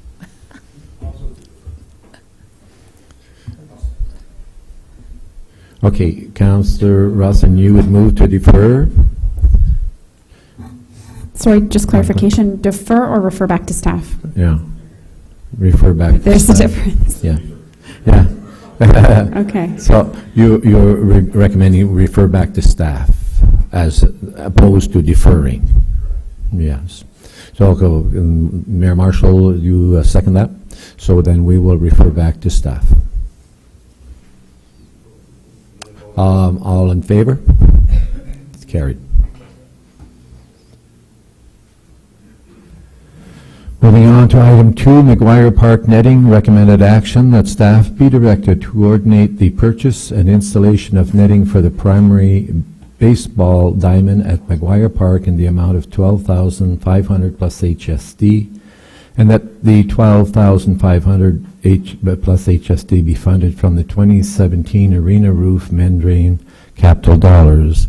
So I might point out that the arena roof membrane is not going to happen this year for the simple reason that we budgeted in our capital project $167,500, the cost being $250,000. We applied for $82,500 from the 150, and we were not successful. So therefore, we are not in a position to move forward on it. So we're recommending that the cost of the netting for the McGuire Park be taken from the amount that we budgeted. And as the netting is in very, very poor shape and is in bad need of being replaced, and it becomes a health and safety hazard. So we're moving that this be done. Comments, concerns? Councillor Rawson. So a couple. So this is a good example of taking Peter to pay Paul.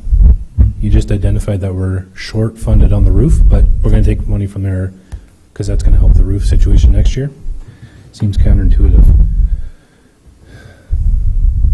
My other concern is where was this on the capital planning process we just completed a few months ago?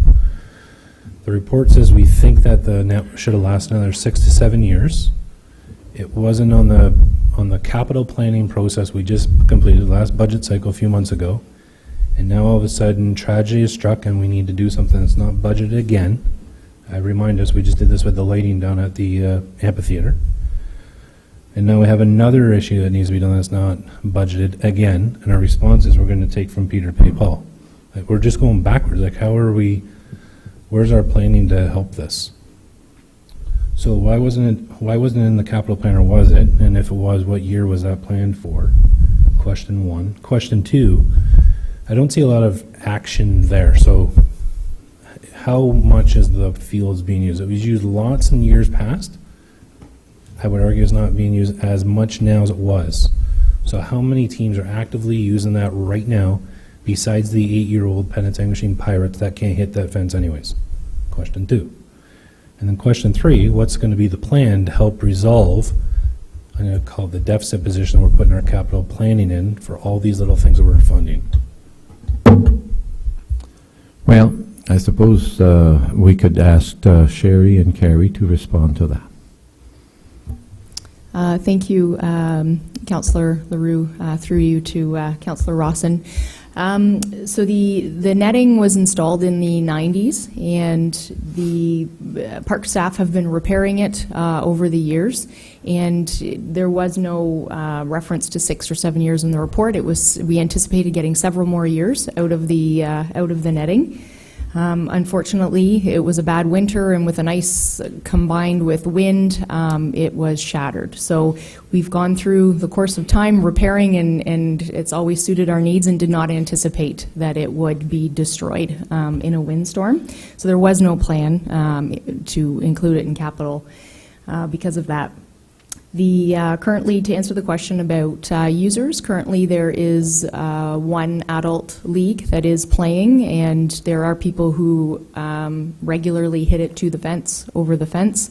And our rec program is growing. There's also users that are not leagues, but that might use it in the evening or weekend that go and have batting practice, so to speak. And I'm going to let Carrie speak to the roofing piece. In terms of, in response to your inquiry related to funding of this project that was an unanticipated, unfunded capital project for 2017, in terms of the arena roof, through the 2017 budget process, we did bring it forward in hopes and conditional upon us getting that, being successful in getting that grant to proceed with the replacement of the arena roof. It was discussed at that time that if we were unsuccessful, that we would just take the taxation portion of the budget related to the arena roof, and we would transfer it to a reserve to finance the future replacement or to start a reserve to have funds set aside to eventually replace that roof.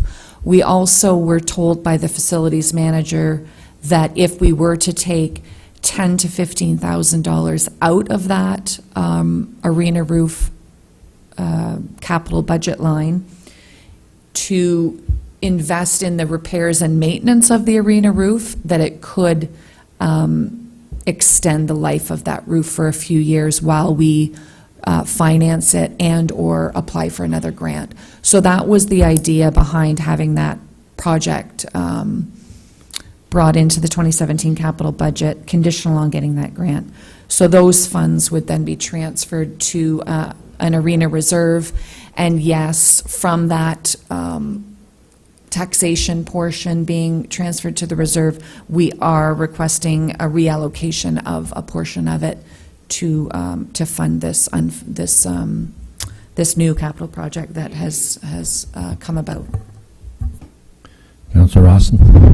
Thanks for all that. I'm still not happy about it, but thank you. Was there any consideration done for the one team that's hitting the fence the odd time on using the second diamond? It's a deeper right, it's a deeper center field. Is that an option? Was that explored? That's not something that's been discussed at this time. Councillor Rose?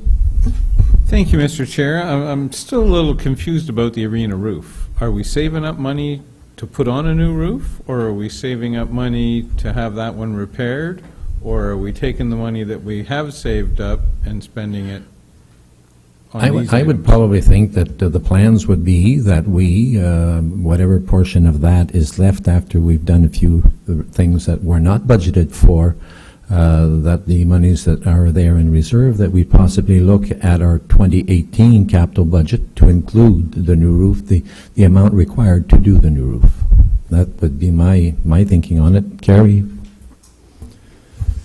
Again, through you, Chair, to Councillor LaRose. I mean, again, it really does depend on the investment now in the repairs to the roof, and can we get a couple more years out of it according to a quote or this structural assessment that was done a couple of years ago through the facilities manager. Obviously, it does need replacing, and it will need replacing soon. We can invest some repair and maintenance money into it to extend it to come up with the financing over a multi-year project, or again, apply for another grant to hopefully be successful in the future. It is an expensive project, and probably every year that we delay it will become more expensive. So it really does depend on the actual condition of the roof after we invest some money into repairing it. But certainly a large project like that, keeping it in the background in terms of financing it over a multi-year budget process is what we're doing at this point in time. I think that we've had enough discussion on the matter, and then it is a fact that if a ball was hit over that fence and hit a car and got into a serious accident, the liability involved doesn't warrant, and it has to be replaced. So I'm going to call the vote on it. All those in favor of replacing the netting? Opposed? It's carried.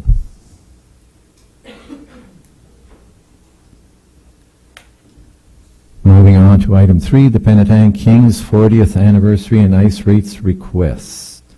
Recommended action that option C be approved and the Kings dressing room upgrades move forward as requested, and that the lighting be funded through the arena maintenance operating budget with $13,185.13 plus HST.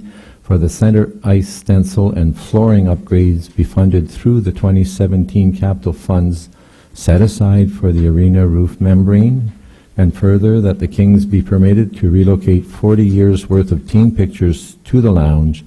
Further, that the following community naming competition for the lounge hosted by the Kings, that a proposed name is brought forward to Committee of the Whole for approval through a staff report. And further, that staff be directed to include in the report a letter of understanding with the Kings outlining conditions of the naming of the lounge.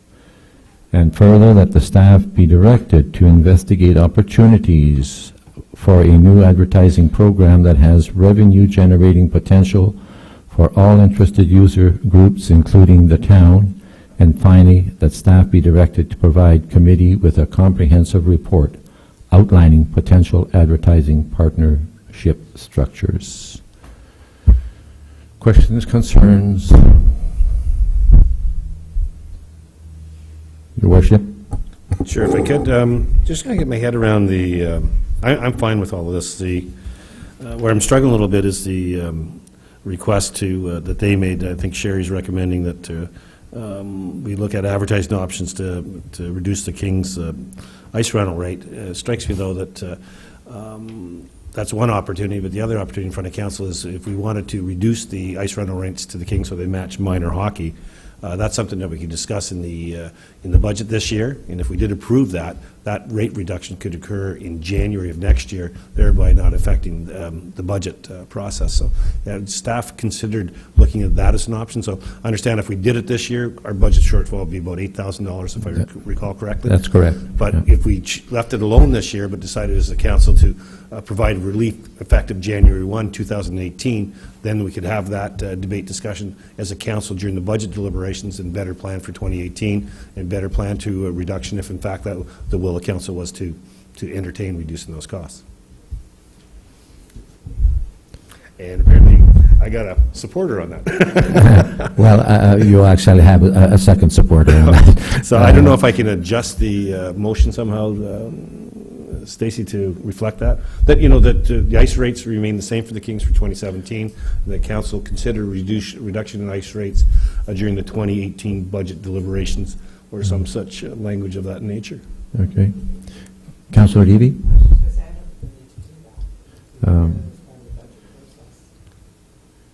Would we have to make the change, Carrie? Sorry, I didn't hear Councillor Levy. Because I didn't have my mic on. I'm just confused. I thought that if we're going to do it as part of the budget process, that we can pass this tonight and then revisit during the budget process.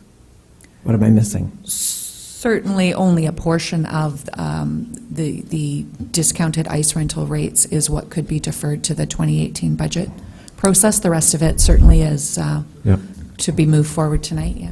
Thank you. Sherry? There's also the issue, there's an outstanding agreement between the Kings, so a draft needs to be brought forward soon as their current one has expired, and we would need an agreement outlining those terms and conditions for the upcoming season. And Mayor Marshall?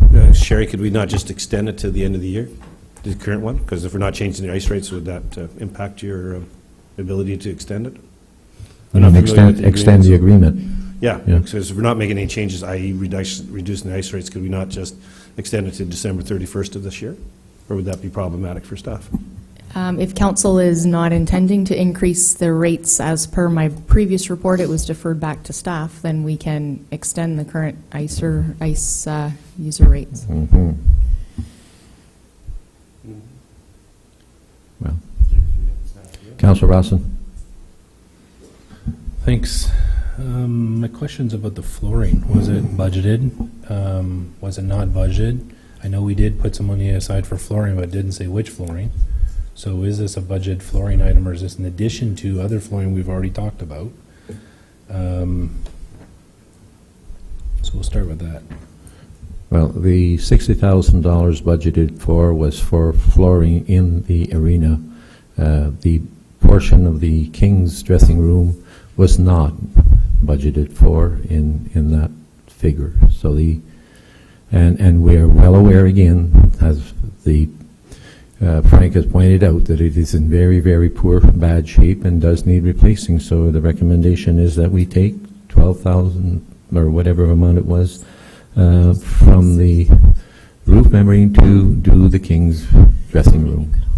So if it wasn't budget, when was it in the plan to be done then? How Sherry? did this get missed again? Because again, I'll put that through to the Director of Recreation. We had a sign that was an urgent issue that needed to get done. Remember, we wanted to place, it was a high urgent need to replace that digital sign. at budget time, and that got replaced.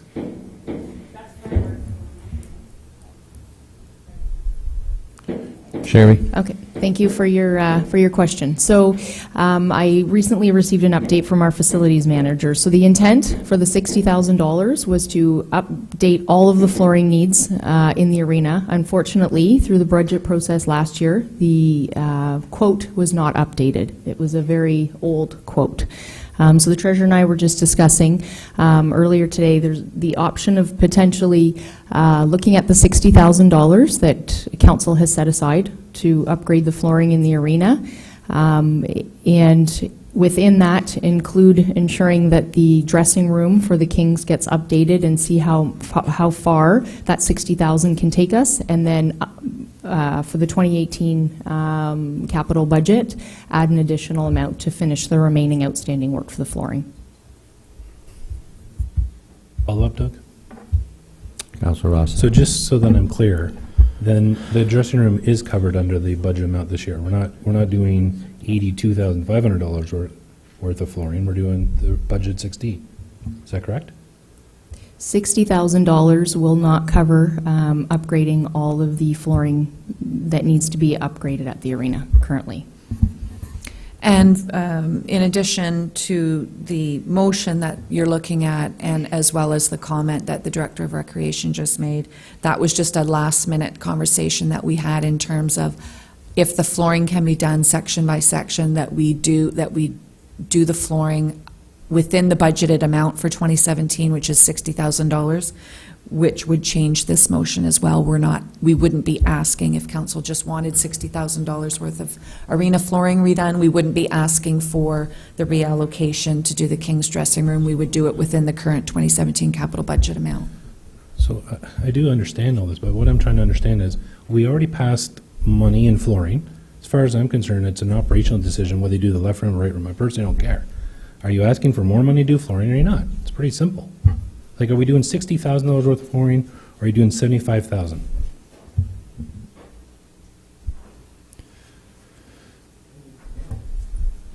Well, the motion does read that it be taken from the capital fund set aside for the roof membrane. So he would certainly would be more than the $60,000.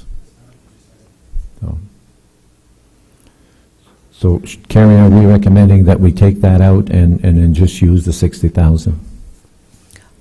Just to clarify again, originally the intent was to ask for an additional amount of money to do the King's dressing room. However, the $60,000 that's in the capital budget for 2017 to do the remainder of the arena, it's not enough anyways. So we discussed today that maybe we should just do the arena flooring section by section using $60,000 this year, and then an additional X number of dollars to complete the project next year, which means we're not asking for additional money for the King's dressing room tonight. Okay. So we're good with that, except that we have to make change in the recommendation, right? Yeah. Okay. Stacy, you got the change?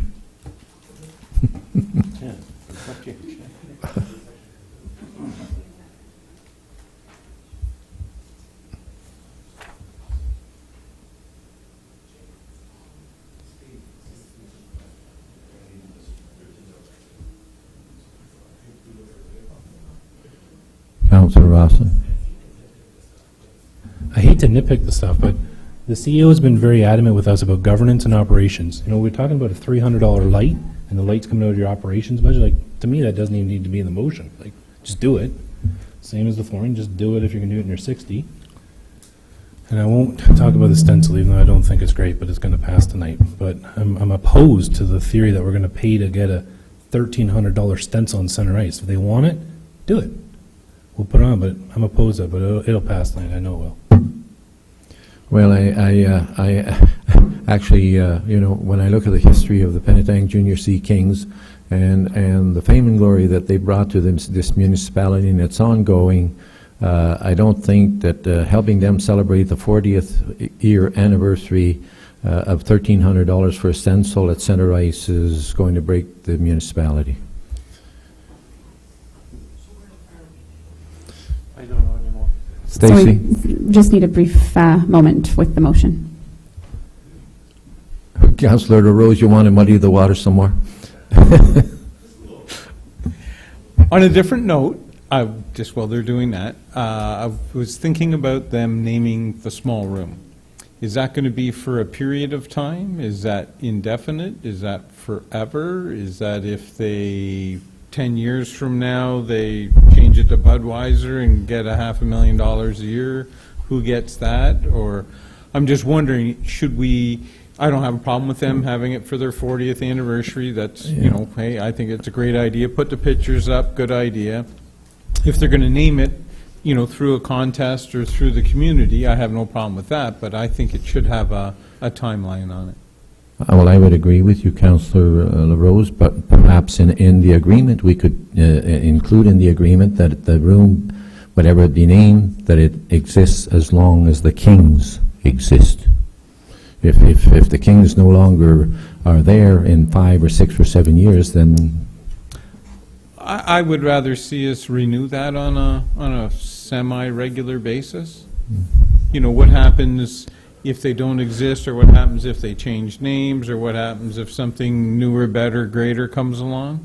I think if they needed it for advertising purposes, if they got it from for 5 years or something like that, I would be a little more comfortable with that. And then in 5 years, we could look at that and say, yeah, it's worthwhile keeping it so-and-so hall and carry on from there. Councillor Levy. Yeah, I was going to recommend 5 years, a 5-year renewable, and then we can decide then if they are still going strong. And but it gives us an option. I can't imagine circumstances where we wouldn't renew it, but just... And I would have no problems with a 5-year agreement. CAO. Through you, Mr. Chair, sorry, the Director of RCS and myself and the clerk were trying to adjust this motion, so I've heard the tail end about a 5-year agreement, so just hoping that we can get some clarity from a staff perspective what that was relative to. Well, the 5-year agreement, what they're suggesting, the 5-year agreement is the naming of the small lounge be for a 5-year period and be reviewed at the end of 5 years. Okay, and I think certainly the component in here about a memorandum of understanding that could be built into a memo of into that memo of understanding. I just wanted to comment, if I might, Mr. Chair. We've kind of got an amended motion, and I'll get the clerk can read it. I get that there's some frustration amongst a member or a couple members of council about the financial piece. I just want to remind council we were in a year of transition last year, and I recognize that those things happen, but you know, I think the reality is there have been some things that slipped through the cracks from a budgetary perspective, and in no way, shape, or form, and I don't believe that to be the case here, but should it be reflective on the Director of RCS with us today? We hear your points, and certainly those are things that we will, you know, we've taken note of, and we're always seeking to improve our budgeting process, and your comments are certainly duly noted. Sure. Councillor Rose. One last thing, Mr. Chair, I just wonder, is this time sensitive, or with all the amendments, would it be best just to send this back to staff, let them redo the report with the changes that council has mentioned, and we'll deal with it next week, or? Well, it doesn't matter to me. I'm just I would asking imagine if that it's easier. the Kings would certainly like to move on it and know that they can move on it as quickly as possible. We're in that year, so Sherry, do you think we should move it forward? Yes. Yeah. The agreement is that we move it forward. And Councillor Rose, of course, we ratify it 2 weeks from now, so if we have sober second thoughts, we can come up for air. Madam Clerk, can you read the motion, please? So would you like me to read the entire motion or just the motion portion that we had amended? The entire thing. Awesome.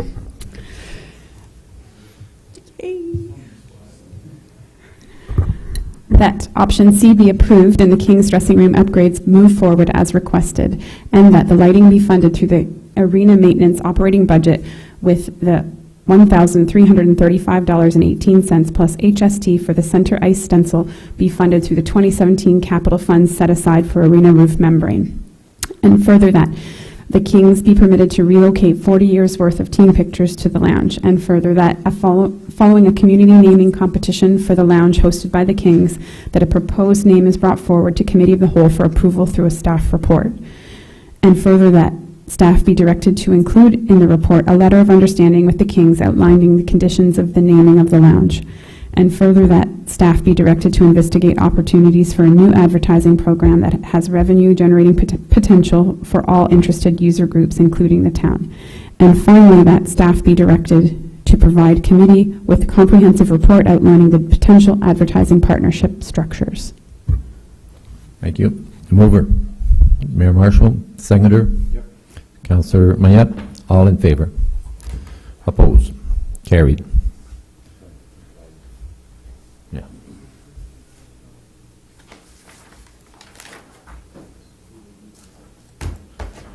Referrals to upcoming agenda, staff referrals, that the Recreation Community Services section endorse the following additional and existing referrals to upcoming agendas and staff: tourism, advertising, print and online for future consideration; recreation assets, parks and facilities analysis; cycling strategy; curling club operations review agreement; outdoor skating rink; Karma Ecology Garden report; pickleball; and Rotary Park Pavilion rental review. Do we have any other things to add, or are there any to delete?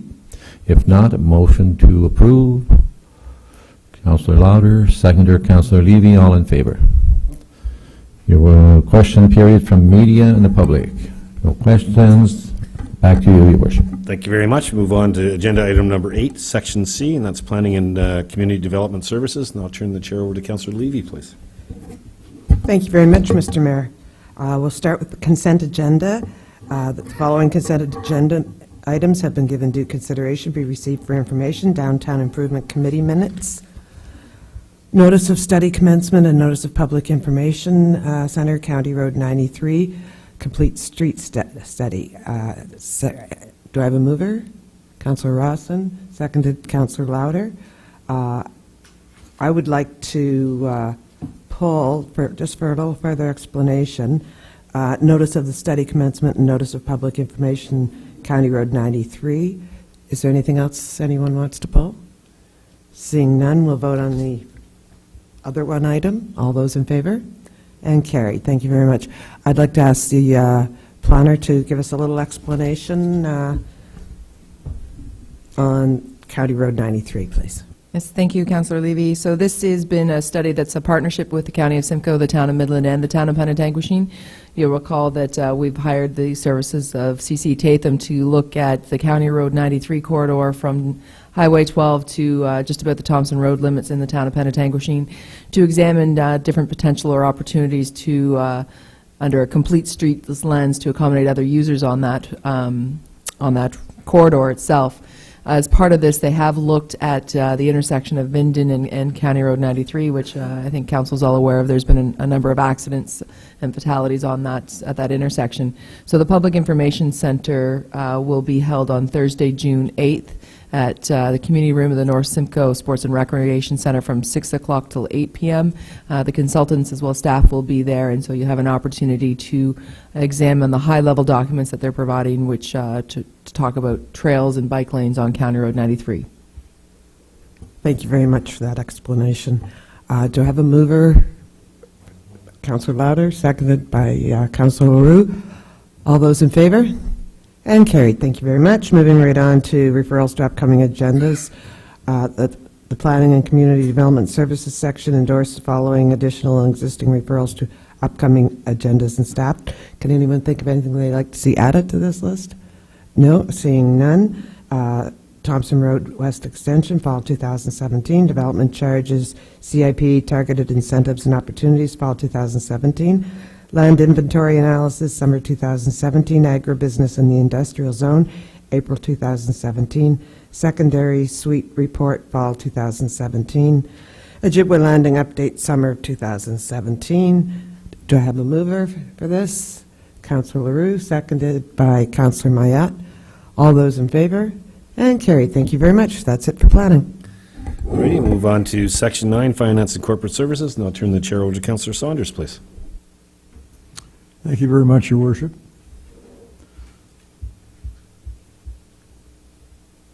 Let's have a look first at the consent agenda. Are there any items that anyone would like to bring forward?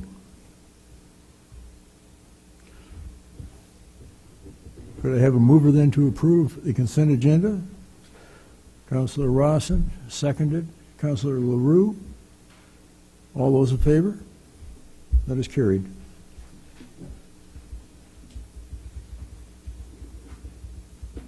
Moving to matters for consideration. Pardon me. There's a recommendation that the water meter capital contribution amounts be approved as presented and that the changes take effect upon council approval, and further that the updated diagram on Schedule D be approved as presented, and finally, that the clerk be directed to bring forward the necessary bylaw amendment for council approval.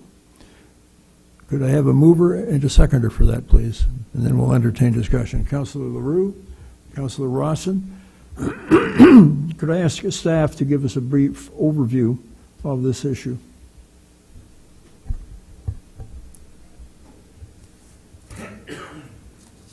Thank you, Councillor Saunders. In terms of the water meter capital contribution report, it's basically to amend the existing and current water bylaw to update the water meter capital contribution fees that are on a cost recovery basis that the water department charges on Schedule A-B of the water bylaw number 2015-64. Every few years, the chief water operator updates us on changes that he's recommending to the cost recovery fees that are in the water bylaw based on vendor price increases. And these are his recommendations in terms of the new fees for the water meter packages that are purchased from new homeowners and developers in terms of building new homes and putting in new water meters. Thank you very much. Are there any questions? I don't remember. Did I get a mover and seconder? I did? Okay, perfect. All those in favor? That's carried. Moving on to the next item, adoption of 2017 tax rates and budget estimates. The recommended action is that the 2017 tax rates and budget estimates be adopted as presented, and that the clerk be directed to bring forward the necessary bylaws for council approval. And you'll recall last November we approved our budget, but at that time we did not have any information from the OPP, the city, or the Board of Education. We have that information now, and I would ask Carrie to highlight the contents of this recommendation. Carrie? Yes, thank you, Councillor Saunders. The adoption of the 2017 tax rates and the final budget estimates, based on Council's approval back in November 2016, where we approved the budget with a town tax increase of 2.4%. We also, in April of this year, Council approved the 2016 capital carry forwards into the 2017 capital budget. So also included in your package is the amended 2017 capital budget, along with the capital carry forwards included for your information and ratification, as well as the 2017 tax rates, now that we have received the county tax rates and the province's tax rates related to education.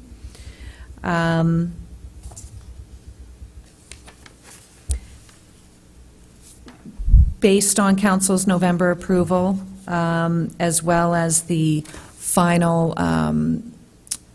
assessment information that we've received in terms of the actual current value assessment growth, the total tax increase, when you take into account Council's approval of the town portion at 2.4%, take into account OPP, county, and education, the total tax increase overall on an average residential tax bill for $100,000 worth of CVA is an increase of 0.2%, or $2.51 per $100,000 worth of CVA. Also included in that is the town's operating requirements, debt repayment, capital and asset management plan reserve transfer of $315,090. Thank you very much. Are there any questions? Your worship? Thank you very much. So this is great news for us. If I look at this, it's worked out well, and right now, in the past 4 years, we tuck away $215,000 a year for capital assets, and we did that because back in 2015, when the county and the OPP and education came in, they dipped us down to a negative 1.1% increase. We said, hang on here, we adjusted the overall increase to 1% and allowed us to tuck away $215,000. So this budget that we have here in front of us today, actually, when it's all said and done, at 0.2% allows us to tuck away another $100,000 a year, so that $215 now becomes $315. But when I look at it, we've got the next 5 years, we need $32 million in capital requirements, so we've got a huge budget deficit. So I'd just like council to consider, and if we don't want to consider, so right now I'm happy, $100,000 make me happy. I'm trying to see if we want to be twice as happy, and here's my rationale on that. The fact of the matter is, if we wanted to increase the overall tax rate from the 0.2 that's presented in Kerry's report to 0.5, that's an increase of $5. So right now we're at $1,447 per 100,000 tax. We simply bump that up to $1,452, a $5 adjustment. We'll now be able to tuck away $150,000 a year more. So all of a sudden we go from $315 to $365,000. 0.5% increase for our citizens, I would argue, is not a problematic situation. Or if you want to go to 0.9%, so just under 1%, if you went to 0.9%, we go from $1,447 per 100,000 to $1,457, a $10 increase overall, and we'd be able to tuck away $200,000 more per year, bringing us to $415. So I would like council to at least take a second to consider, do you want to accept the 2.2%? We can do that and tuck away 100, or I would say we better serve our citizens by bumping it up to 0.9, which is not a 1% increase. It's below the rate of inflation. Allows us to tuck away $415,000 a year for our assets. And you think about our assets. We talk about our arenas tonight. We talk about our roads. We talk about our potholes. We talk about membranes on roofs, right? And so we get hung up in a $13,000 conversation here tonight. We've got an opportunity to make a dramatic change in the good fortunes of our town by a 0.9% increase, not 1%, 0.9%, and all of a sudden we're talking like $415,000 a year every year for as long as we exist for our capital needs. So I'd like us to at least consider a 0.9%, or you know what, if that's too rich, at least go to 0.5, so we're talking away $365,000 a year, which is $1,000 a day towards good fortunes and our capital assets. So I'd like to at least consider that. Maybe I'll put a motion forward to adjust it to 0.9% overall, allowing us to tuck away $415,000 a year. If I get a seconder for that, Councillor Saunders, we can have a discussion if I go down in flames on it. Just hang on one moment, please. No, I'm looking for a seconder for my motion, please. What I want to do is find out if the clerk has got your motion down. Okay, thank That's you. all I'm looking for. I was looking for a seconder. Stacey, have you got the contents of that motion? Just to be clear, you're looking to add to the existing motion, or saying that the, not as presented, but including a 0.9 increase in the presented rate? So the overall tax rate right now is being set at total increase of 0.2%. I'm asking staff to increase that to 0.9%. That'll take some adjustments in the capital, in some of the other 5 pillars, but 0.9% is the number. Okay, you have that, Stacey? I believe so. Okay. Is there a seconder? Thank you. Councillor Levy has seconded the motion to adjust the main motion. I believe that it would be that the 2017 tax rates budget estimates be approved to include a 9%, 0.9% overall.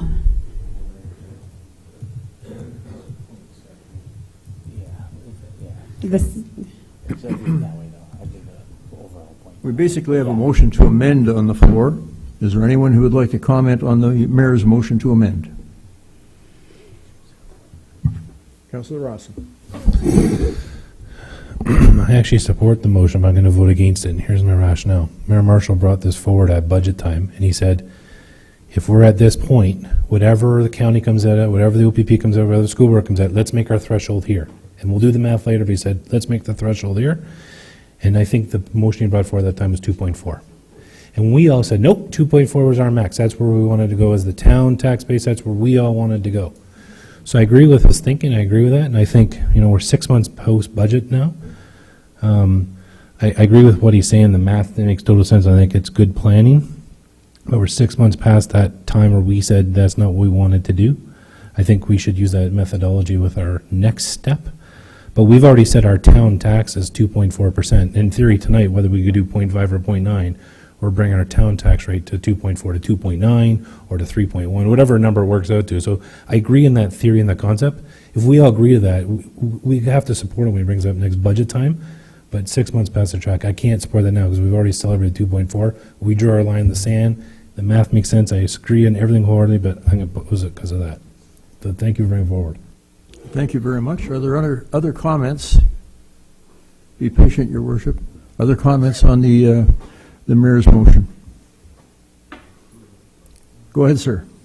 Thank you. Just for clarity, so when I said 2.4 way back in the day, I meant all in. So I'm now half of that. I see the numbers coming in. I couldn't go 2.4. I think that would be a little too rich, given the numbers in front of us. So when I said 2.4, I was all in, not just the town one. So just for clarification on that. And this is my final comment. If we do this 0.9, it works out to $12 per annum on 100,000. So it's $1 a month that buys us another $200,000 to drive into our capital assets. So I still stand tall on it, but I appreciate Councillor Rawson's points. Are there any final comments on the mayor's motion to amend? Seeing none, all those in favor? 1, 2, 3, 4. All those opposed? Did you vote? Would you mind if we re-voted? Because I missed the count, quite frankly. All those in favor? 1, 2, 3, 4, 5. Those opposed? The motion is carried. So now we go back to the main motion as amended. I need a mover and a seconder for the main motion. Yeah, I do. Your Worship, I need a seconder. Councillor Mayotte, any further discussion? All those in favor? Opposed? That is carried also. Moving on to referrals to upcoming agenda. The motion is that the section endorse the following additional and existing referrals to upcoming agendas and staff. Number 1 is the community engagement initiatives. Number 2, land sale policy review. Number 3, taxi license review. Number 4, smoking policy on parks and town property. Election 2018 timelines. Composite fee schedule comparison. Insurance joint RFP review. Fire service review. Referral item review of the CAO. And the fire permit fee review. Are there any other items that you would like to add or to take away? Councillor Rawson? I actually don't want to delete anything. My question was just about the fire service review. We're 3 months away, and my understanding is something was coming early, January, February. 3 months away from renewal, and I'm just wondering when that's coming forward. Okay, thank you. Jeff? Through you, Mr. Chair, it will be coming forward on June the 14th, and there'll be 2 components. There'll be an open session component and an in-camera component. Thank you. Do I have a mover and a seconder for the referrals to upcoming staff?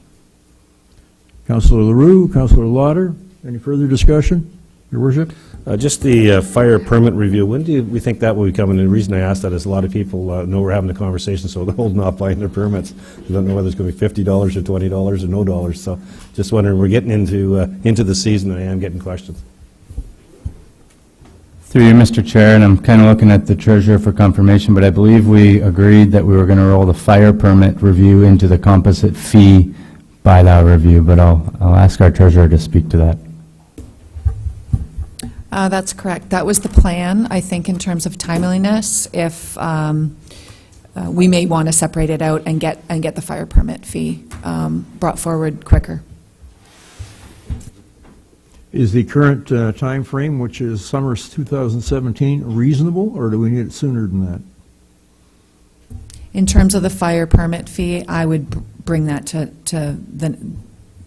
the next meeting or the second meeting in June, but the first or second meeting in So instead June. of summer 2017, we're going to say June 2017? Correct. For the fire permit?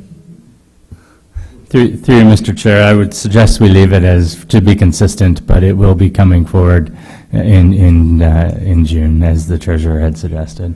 Okay. Sorry, You promise.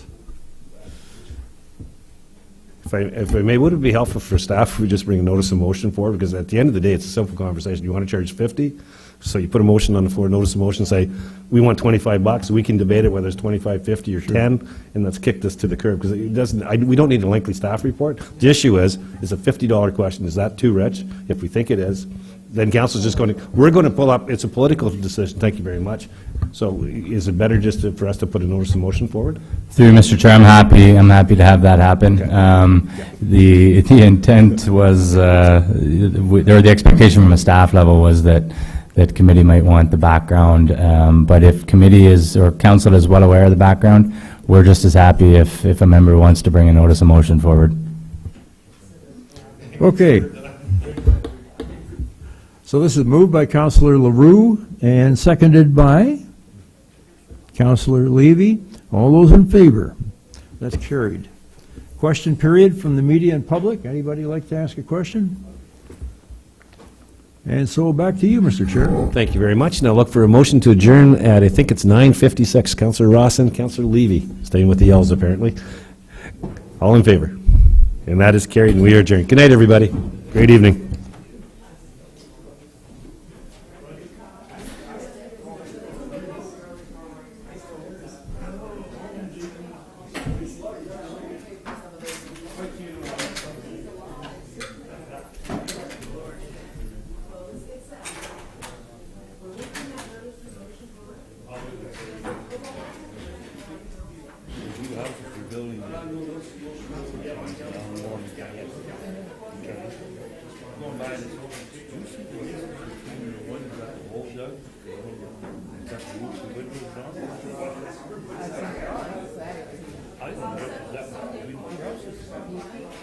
How much?